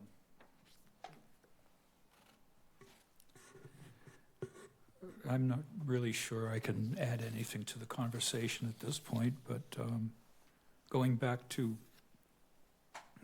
what Jake felt comfortable moving this forward, I think I am too. But I have a question, though, about building heights down. I mean, that's not something that we're moving forward at this point, is it? Well, I think we'd ideally move this all forward. I think we do need to talk about the building heights. Then we I need to think talk about Steve it, brought yeah. up some really good points, and I'm just waiting to hear from everybody. And then I do want to revisit the building heights. I think we're all kind of okay with the map and with the setbacks. I think Jim's done a good job with the setbacks. But I think the height, we really need to think about the relationship to this, to the normal, the RB zoning. I think it's a really good point. So I'd like to have a little more discussion, but are you okay with the other two, Charlie? The map and the Oh, yeah. the setback, the sidewalks, Definitely. if you will? Yeah, definitely. Okay, and John, how about you? Yeah, I think I am. But we didn't discuss what setback we're talking about, right? You gave us sort of a range here to bat around, right? Well, so you have a proposal before you. So 5 is minimum, 15 maximum, 10 minimum, 15 maximum. But those variables are what we're offering. You certainly could adjust those now. You also, during the process, those can be adjusted as well. So the planning board will hold a public hearing. These aren't set in stone. The council will then hold a hearing. So there's certainly other times to adjust those, but if there's strong opinions here now, we certainly can have that conversation. I think any more visual that can be provided will be helpful for both the public and board members of like you said, the cook shop, it doesn't feel like it's too close to the road when you go by it. It doesn't feel like the Cascade at all. So how do you sort of show that on here so someone can be like, okay, or is it a little bit higher, where's that threshold where it's like, this is the corridor that we want this to feel like or not? Because we're creating a tunneling, right? That's the fear here, is that we've created this tunneling effect down Main Street, and we're blocking light, and we're, all these things. So I think it's just how we sort of visualize that to show it, to find that tolerance that everyone's comfortable with. Yeah, I personally really like that you have choices, because I think that is a discussion with the designers on what you want to do. And I think Jake's also right that some more visuals would help. And, we're trying to make a vibrant downtown. I think that's everybody's goal. And usually, sometimes you're walking by yourself, but most people are walking in groups or couples or with kids and stuff. And it's nice to be able to stop and look in a window, look at a restaurant menu, and other people can pass by without clogging up. So, and, we all remember COVID when we had the Jersey barriers out there, and we had some outdoor dining, which, had its own problems, but also was wonderful in many ways.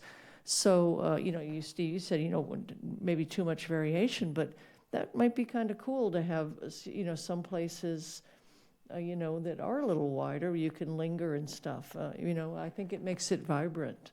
So I really like the variety, and I think if you did speak to what, address what Jake said and just make it a little bit clearer for folks. A lot of people have problems visualizing stuff.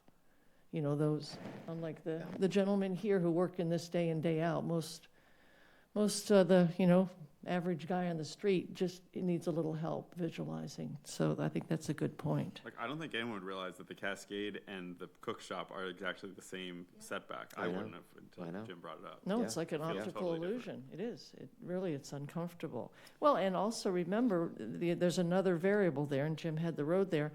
There's no parking in front of the Cascade. There never was. Whereas there's parking in the rest of Main Street, and that does give a little bit of an extra space there. So, What is the setback at the cook shop and Cascade? What is there now? I don't have the number in front of me. I think it's 8 from the edge of pavement, 8 feet from the edge of pavement. 8, so, okay. 6. There we go. I knew Mr. Schulte had measured it after we had a How conversation. much was it? 8 feet Bob? 2 inches. 8, okay. So then the new setback would be 10 to 15. Of course, no developer's going to really do 15, are they? Well, so it all's going to depend, but let's just say everyone's taking advantage of every square inch they could, right? So if you're doing not a 4-story building, because we don't allow those, so 3.5-story, let's say, again, they're using every square inch.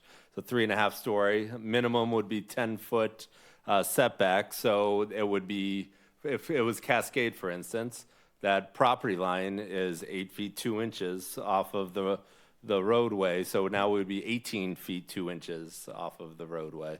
So you'd have almost 20 feet because the property line is the setback line, not necessarily the edge of the roadway. A lot of that would make sense for it to be the edge of the roadway, but no, it's where the property line specifically is. So right now it's 8 feet 2 inches, and so if this were to go in effect, it would be at minimum 10 feet, so it would be 18 feet you would have there. And so, but other things could be provided in that space other than a sidewalk. Again, we showed those different frontage types. So, sitting areas, maybe there's a restaurant that's encouraged there, stuff like that. We're requiring commercial on first floor now, right? From- In that corridor? From Pleasant Street to C Street. So not everywhere that we're talking about here, but yes, on the on Main Street. So it potentially would encourage someone to have outdoor dining, or have it be a restaurant with outdoor dining, or some sort of business that utilize the outside. And I also would say that if it ended up being residential on the first floor, let's say it's North Street or something like that, a little bit of setback, a little bit additional setback from the roadway may not be the worst thing for those residents living on the first floor. Yeah, trees, plantings, all that. I was going to say, the street trees. I mean, we right. all have seen, I'm assuming we've all seen what's happening on the corner of North and Stevens. It's very close. It's very close. Can you even get a tree in there? I don't know if you can. Right by Mr. Perry's tuxedo, it's right there. Isn't our distance 0 right now, Jim?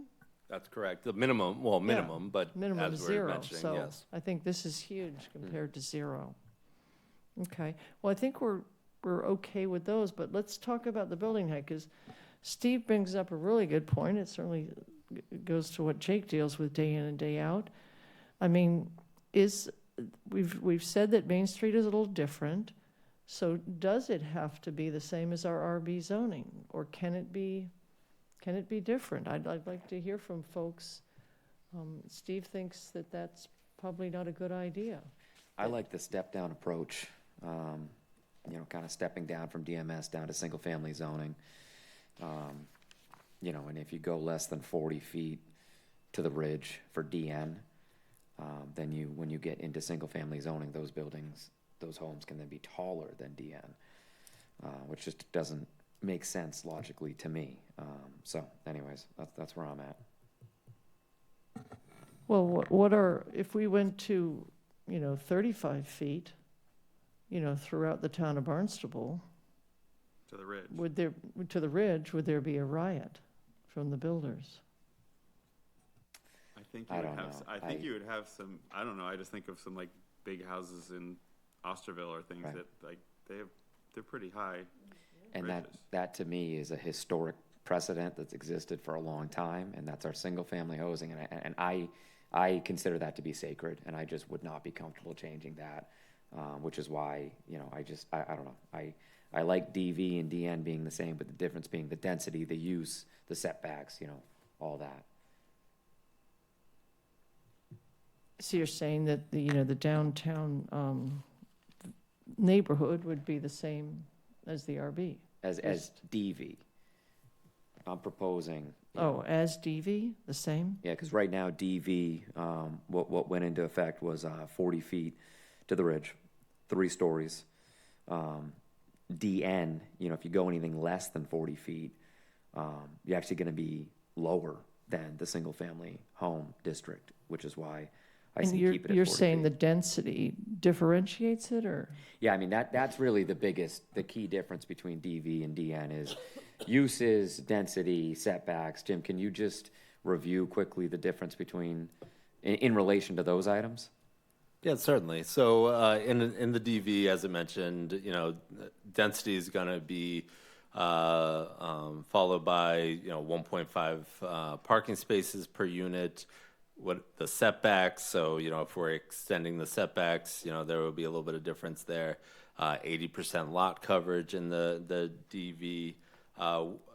Uses a number of different types of uses. The allowances are great in the DMS and DV, whereas in the DN it's very specific. Essentially, offices and medical offices in certain areas in the DN, and then, up to 4 units in the DN. So not really relegated to parking spaces. And then also, it does state you can have an ADU, but as we all know, that you're allowed to have an ADU per the state now.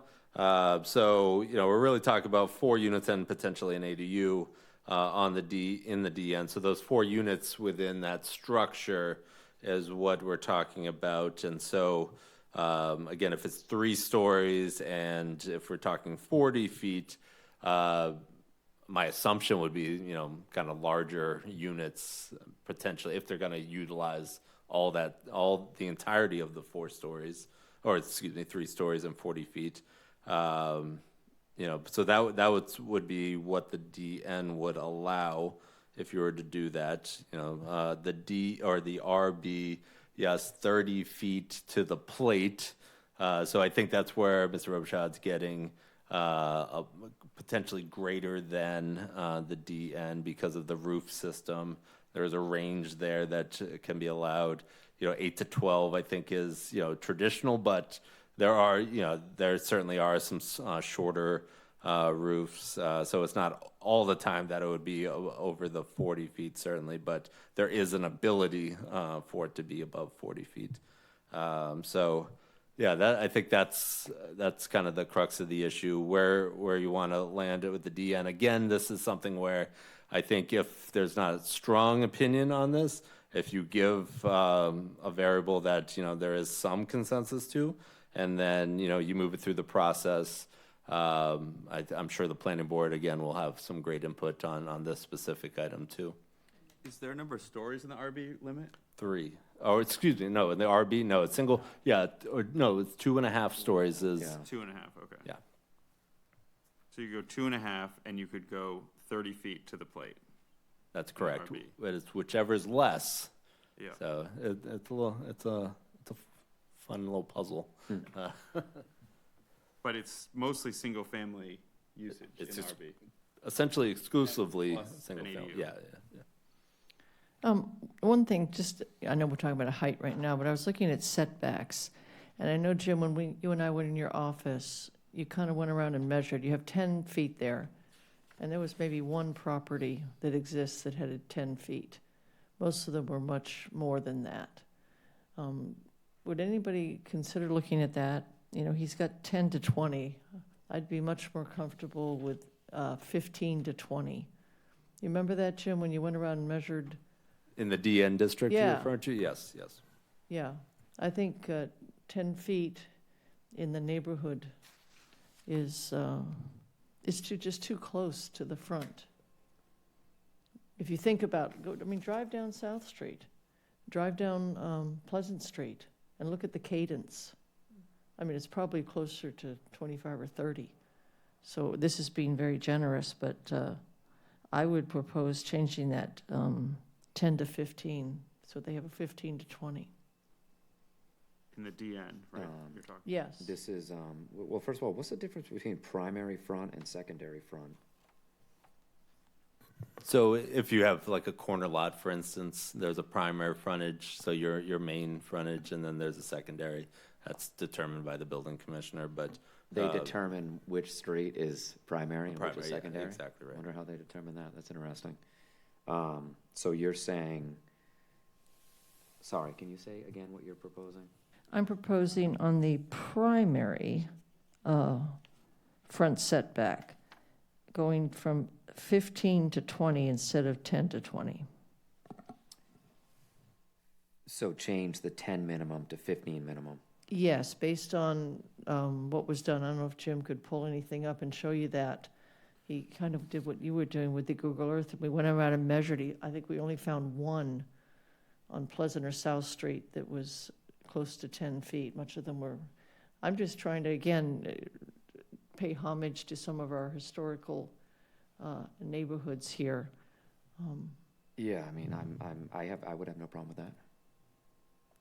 For DN, 15 minimum, 20 max.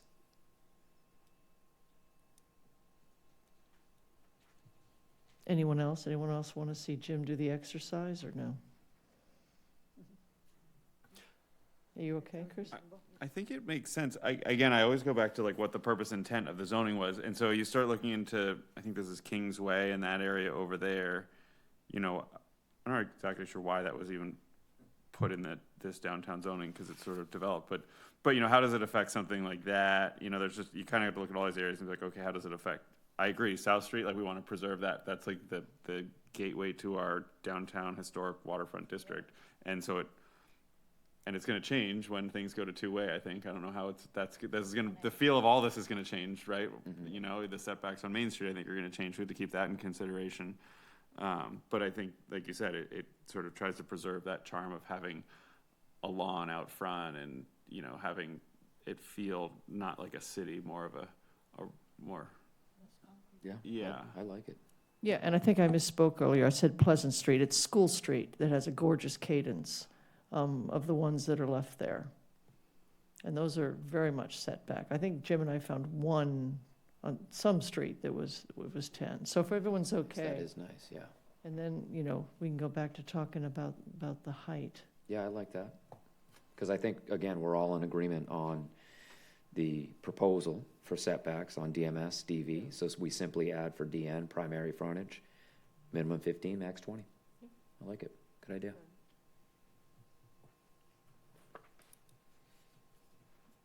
All right, so, yeah, John, are you okay with that? See, I can't see John. He's hidden by the diagram there. Yes, I'm okay with that. He's okay? Yep.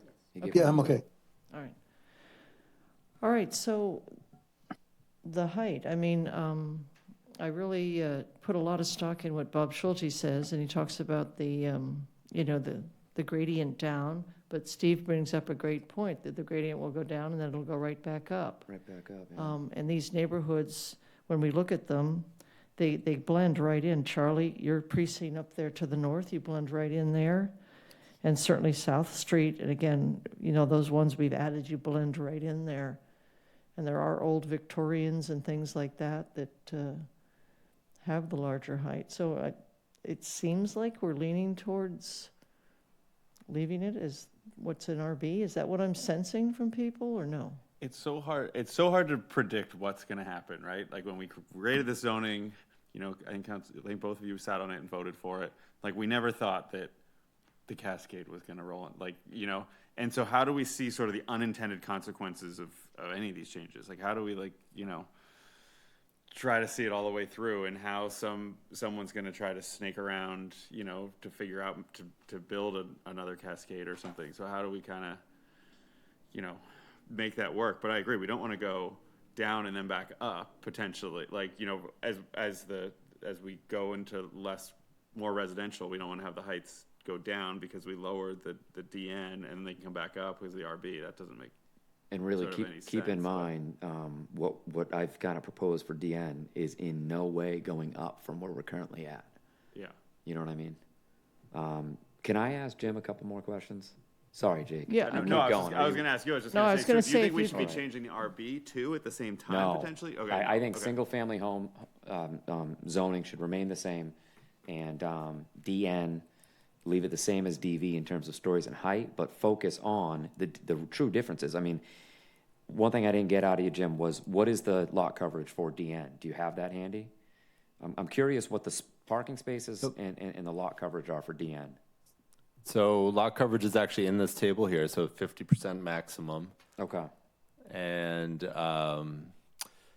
parking is still, it's what was recently adopted, though it doesn't dictate the density. So it's still, you have to provide the 1.5 spaces per unit, plus ADA, if applicable here. It might not come into play with just 4 units. Yeah. Really, and- what's driving the density is those units.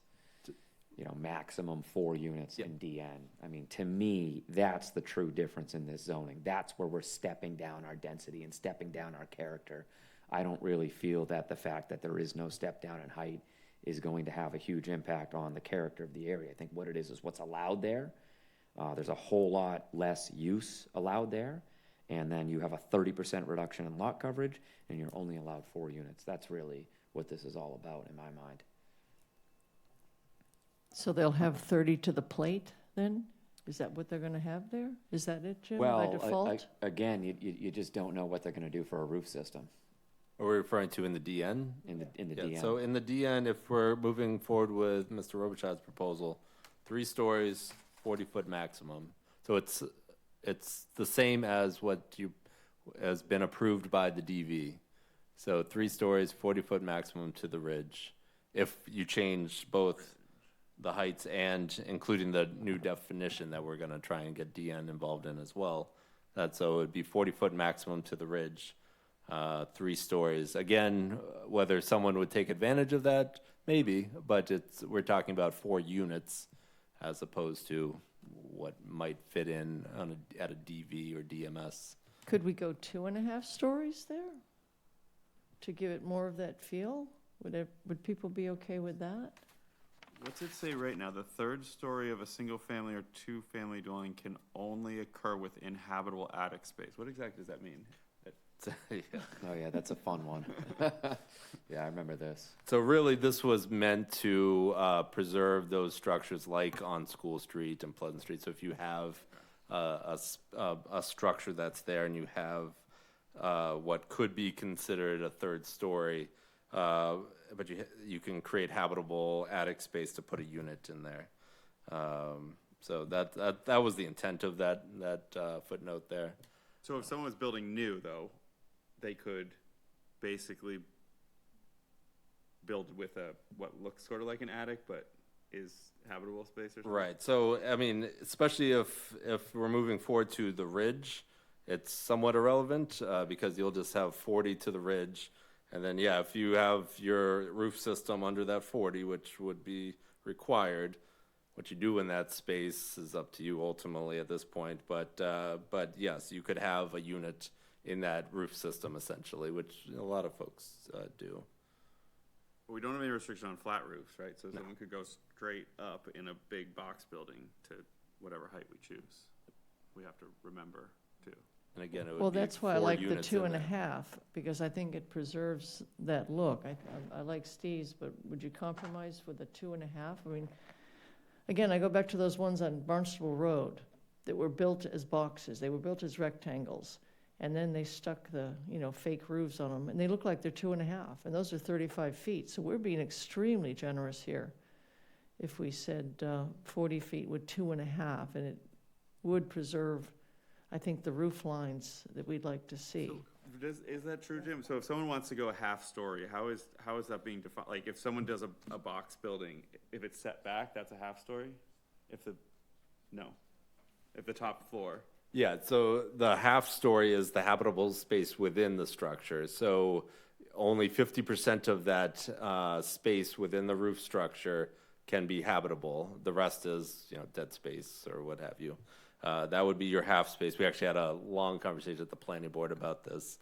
And so that's how Brian and his team would look at it, is as long as 50%, no more than 50%, that's a half story. And you can utilize that space for a living space if you like. So I'm again trying to see the rectangle buildings without the pitch roof that I think we all want to see. So if someone does a square building, how would they go 2.5 stories? Would they be able to do that and just not use half of it or something, or mechanicals would be in half, or? I don't think so. I've been trying to get. So what is your So someone builds Yeah. basically a 3-story rectangle flat top. Yep. But it's 2.5 stories. So how can they, make it 2.5, but without? Well, no. Oh, I see what you're saying. So no, if you built a flat roof and you limit it to 2.5, you're not building 2.5. You're building 2. If you want to take advantage of the half story, you got to put the gable up. Okay. Yeah. So you can't just have your box is just half of it and No. the front is flat. Okay. No, it would be half the height, which I don't know how you could make that work. Jim, could we up the percentage? Could we give instead of 50%, 70%? Would that be a more? Well, let me just, I'm just trying to kind of work out in my head what the actual impact would be of going from 3 to 2.5. And one thing that I'm thinking in my head is, well, if the maximum number of units is 4, then is dropping it from 3 to 2.5 really going to have much of an impact? And I don't know if it would. From a development standpoint, Jake and Jim, I mean, if you have a parcel that you can only build 4 units on, isn't the only impact it's going to have is that those 4 units would be a little bit smaller? But I think we have to think, we're not thinking just housing here, right? I mean, we're thinking other uses that are allowed in the downtown district too. Like an office building or Like an something? office building, or Okay. what else would be allowed there? I mean, So in DN, only in very specific areas are offices, only a couple streets that offices are allowed. The balance is simply residential. Yeah.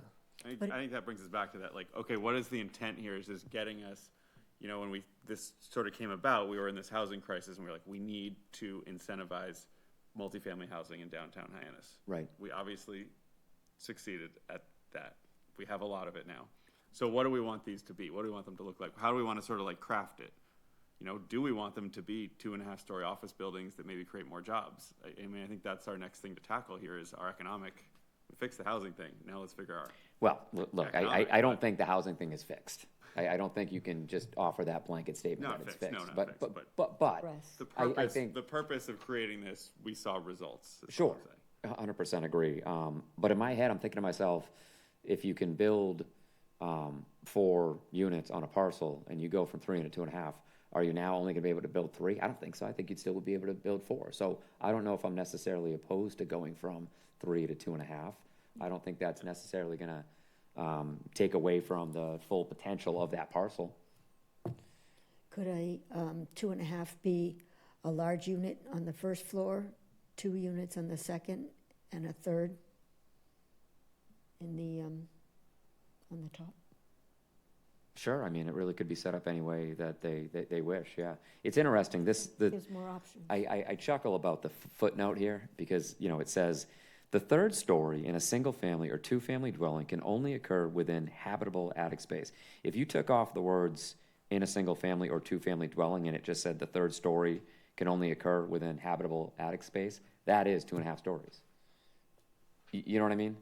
So it's like you could strike those words and get to the same result, or you could just remove that footnote and go from 3 to 2.5. I think the only nuance there is if you allow for 3 stories and it is gable, the whole of that roof structure could be utilized, how much you can physically. I mean, dormers would probably be added to utilize that space. I mean, a good point. Again, I'm not a builder, so we could certainly have conversation with the builders more about that, but that's just something to think about there. So in terms of habitable square footage, we're talking about 50% of that upper story.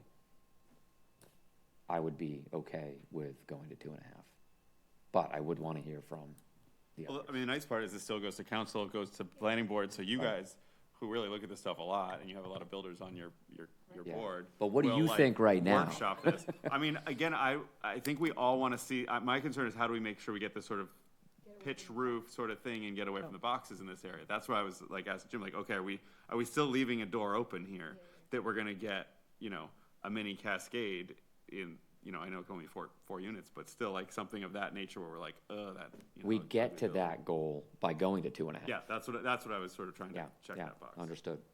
Okay, I think we've talked this through, and I think we're at a point, wait, John Crow, go ahead, John. Yeah, thank you. I'm just thinking the 2.5 story, I think we're looking at 4 units per dwelling, per house, right? So we're looking for? Yes, So we'd have a unit, 2 units on the bottom floor, 2 units on the top floor, and then the space at the top floor, if we allow that to be used, I think that'll be, you know, space where people will just shove mattresses in there, and you know that's part of the problem we have. So I'm thinking the 2.5 story, 35 foot somewhere in there will still allow 4 units for what we're asking for on each of these developments, and I think that would be those would be livable and of the right scale. okay, thank you, John. Yeah. And there could be an ADU, right, Jim, as well? So it would be 4 units plus an ADU in the same structure? It has to be a separate structure. They do technically can be on the same structure. We would have to, it has to be specifically built for an ADU and meet all those requirements. Yeah, but that doesn't mean you can go beyond 4 units, does it? 4 units plus an ADU, yes. So you could, oh, interesting. So really a max of 5. You got a plus 1 on every parcel. I didn't I know think you have that. to like follow the ADU. Yeah, there's a lot of whatever. separate regulations for an ADU that you need to meet, and, you know, there's strict rental requirements with an ADU too and all that. Interesting. All right, I think that's a good compromise. Okay, so we're now, I think we've got everything straightened out, except are we talking 40, 35? Are we, where are we? I think it's gotta be 40. If you do 35, then you're gonna go from 35 up to 38 to 42. And I've also seen some really high-pitched roofs that you could go even beyond the 42. So, I don't know, that's just where I'm at. Anyone else? So DV at 43 stories, DN at 42.5 stories. Yep. With that primary front setback increase from 10 foot to 15. I don't know, I think that's a really good. I think that's a compromise. I think it's a happy compromise. Yeah. All right, I'd like to move this so we can get out of here and keep this going. We'll get it to the town council. And One other thing, are we saying anything about cupolas screening rooftop accessories, or whatever you want to call them? wait, Jim's about That to. mechanicals are already in the standards for all districts in downtown, that you are allowed above the, but they need to be screened. For the mechanicals, and then cupolas are also, I believe, allowed, but I'll double check that. So they would be allowed on top of the 40 feet? Okay, I just want to make sure everyone understood Yeah, that. good question. Okay. All right, Steve, you've got some good notes there. You want it with the couple of changes? If you Sure. want to propose the motion? Yeah, I mean, at this point, I think we can go for a motion on the 3 items we're considering, which is the map, the building height, and the setbacks. Okay. All right, so I would move to recommend to town council the following specifications for DN, a 40-foot maximum height to the building ridge, 2.5 stories, an adjustment of the primary front setback from 10-foot minimum to a 15-foot minimum. Would propose that the recommended map amendments outlined in the staff memorandum, outlined in the red square items, as well as the list of parcels impacted, that moves forward as a recommendation to town council, as well as the modified setbacks for DMS and DV that are outlined in the staff memorandum. Second. Okay, Cynthia, please. Committee members, Stephen Robichaud, Yes. Jake Dewey, Yes. Counselor Crowe, Yes. Counselor Lutke, Yes. Counselor Bloom, Yes. Counselor Clark. Yes. It's unanimous with those present. Okay, thank you. Let's do a quick, do we have a motion? I'll make a motion to approve the minutes of April 23rd, 2026. Second? Cynthia? Committee members, Steve Robichaud, Yes. Jake Dewey, Yes. Counselor Crowe, Yes. Counselor Lutke, Yes. Counselor Bloom, Yes. Counselor Clark. Yes. It's unanimous with those present. Our next meeting date is June 18th, 2026. Jim, can you have a draft by then, or is that too ambitious? We will do our best to have a draft by then, yes, for home occupation. Do we have any other cats and dogs? I think we had signs or something that we could start bringing forward to keep things moving. Weren't we doing signs, Jake? Yeah, I mean, signage, I don't know how you want to handle that, or what Yep. your bandwidth of that. So if I could, I have a few updates on where we are with some other items. I'm not certain if these items will be ready to go, but I can touch base with you before that. Right now, under priorities for this work plan, we did meet with building department twice now for signage to understand some of the issues that they're running into. We've pulled all the recent decisions from the zoning board of appeals as well that related to signage to understand what the issues were there. We've looked at some best practices around the state, and we're working on a comprehensive draft. Not certain if it's going to be ready to go for the next meeting. There's going to be a lot of back and forth, I think, with building and legal at some point soon. So that's a wait and see. I'll certainly report back. Inclusionary housing, similarly, we're working with our consultant. We had a kickoff meeting, I believe, around our last meeting. They are beginning to work on a market analysis. I'm actually meeting with them tomorrow, so I can provide you with an update at the next meeting. Seasonal communities, which is also in the work plan. I am providing a PowerPoint presentation to Town Council on the requirements at the next Town Council meeting, which is next Thursday.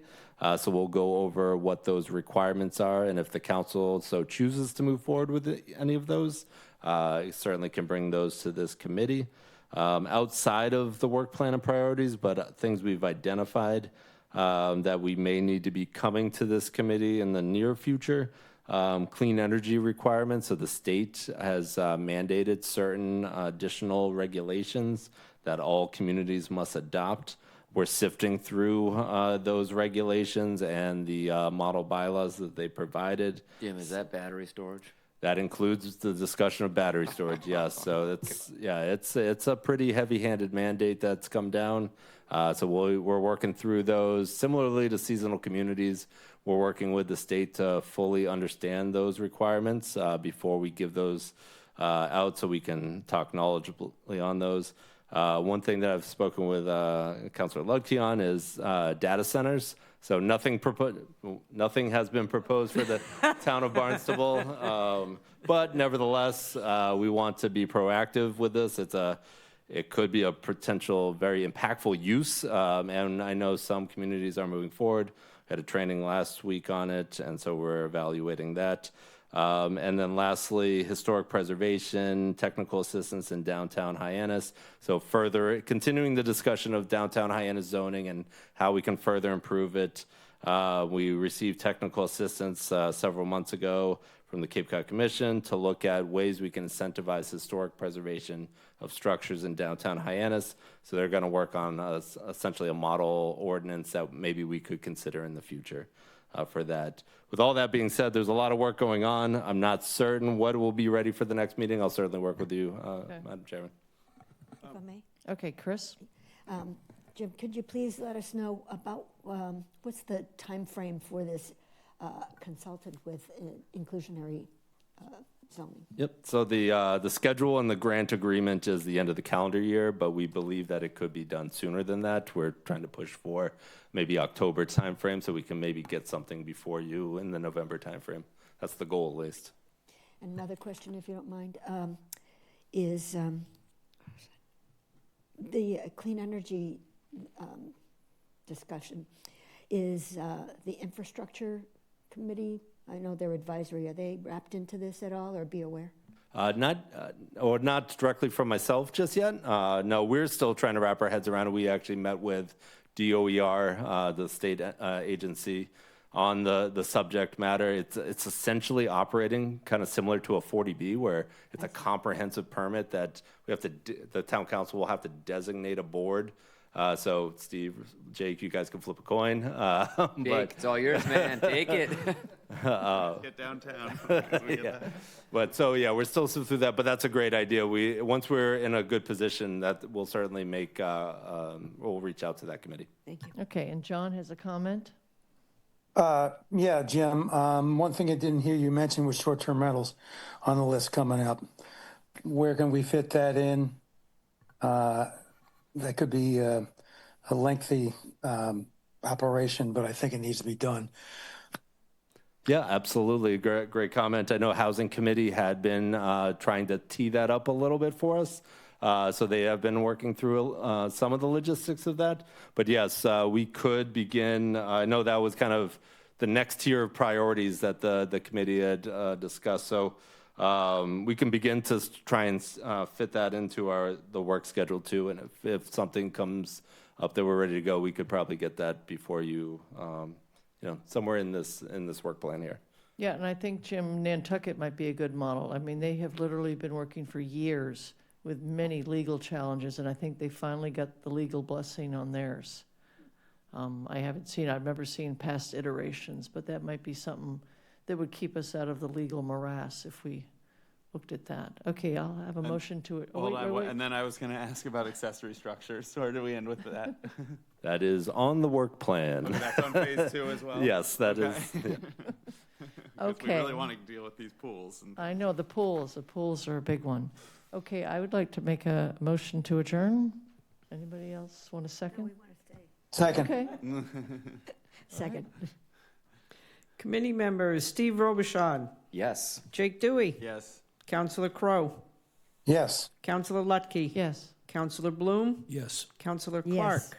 You are adjourned at 7:40.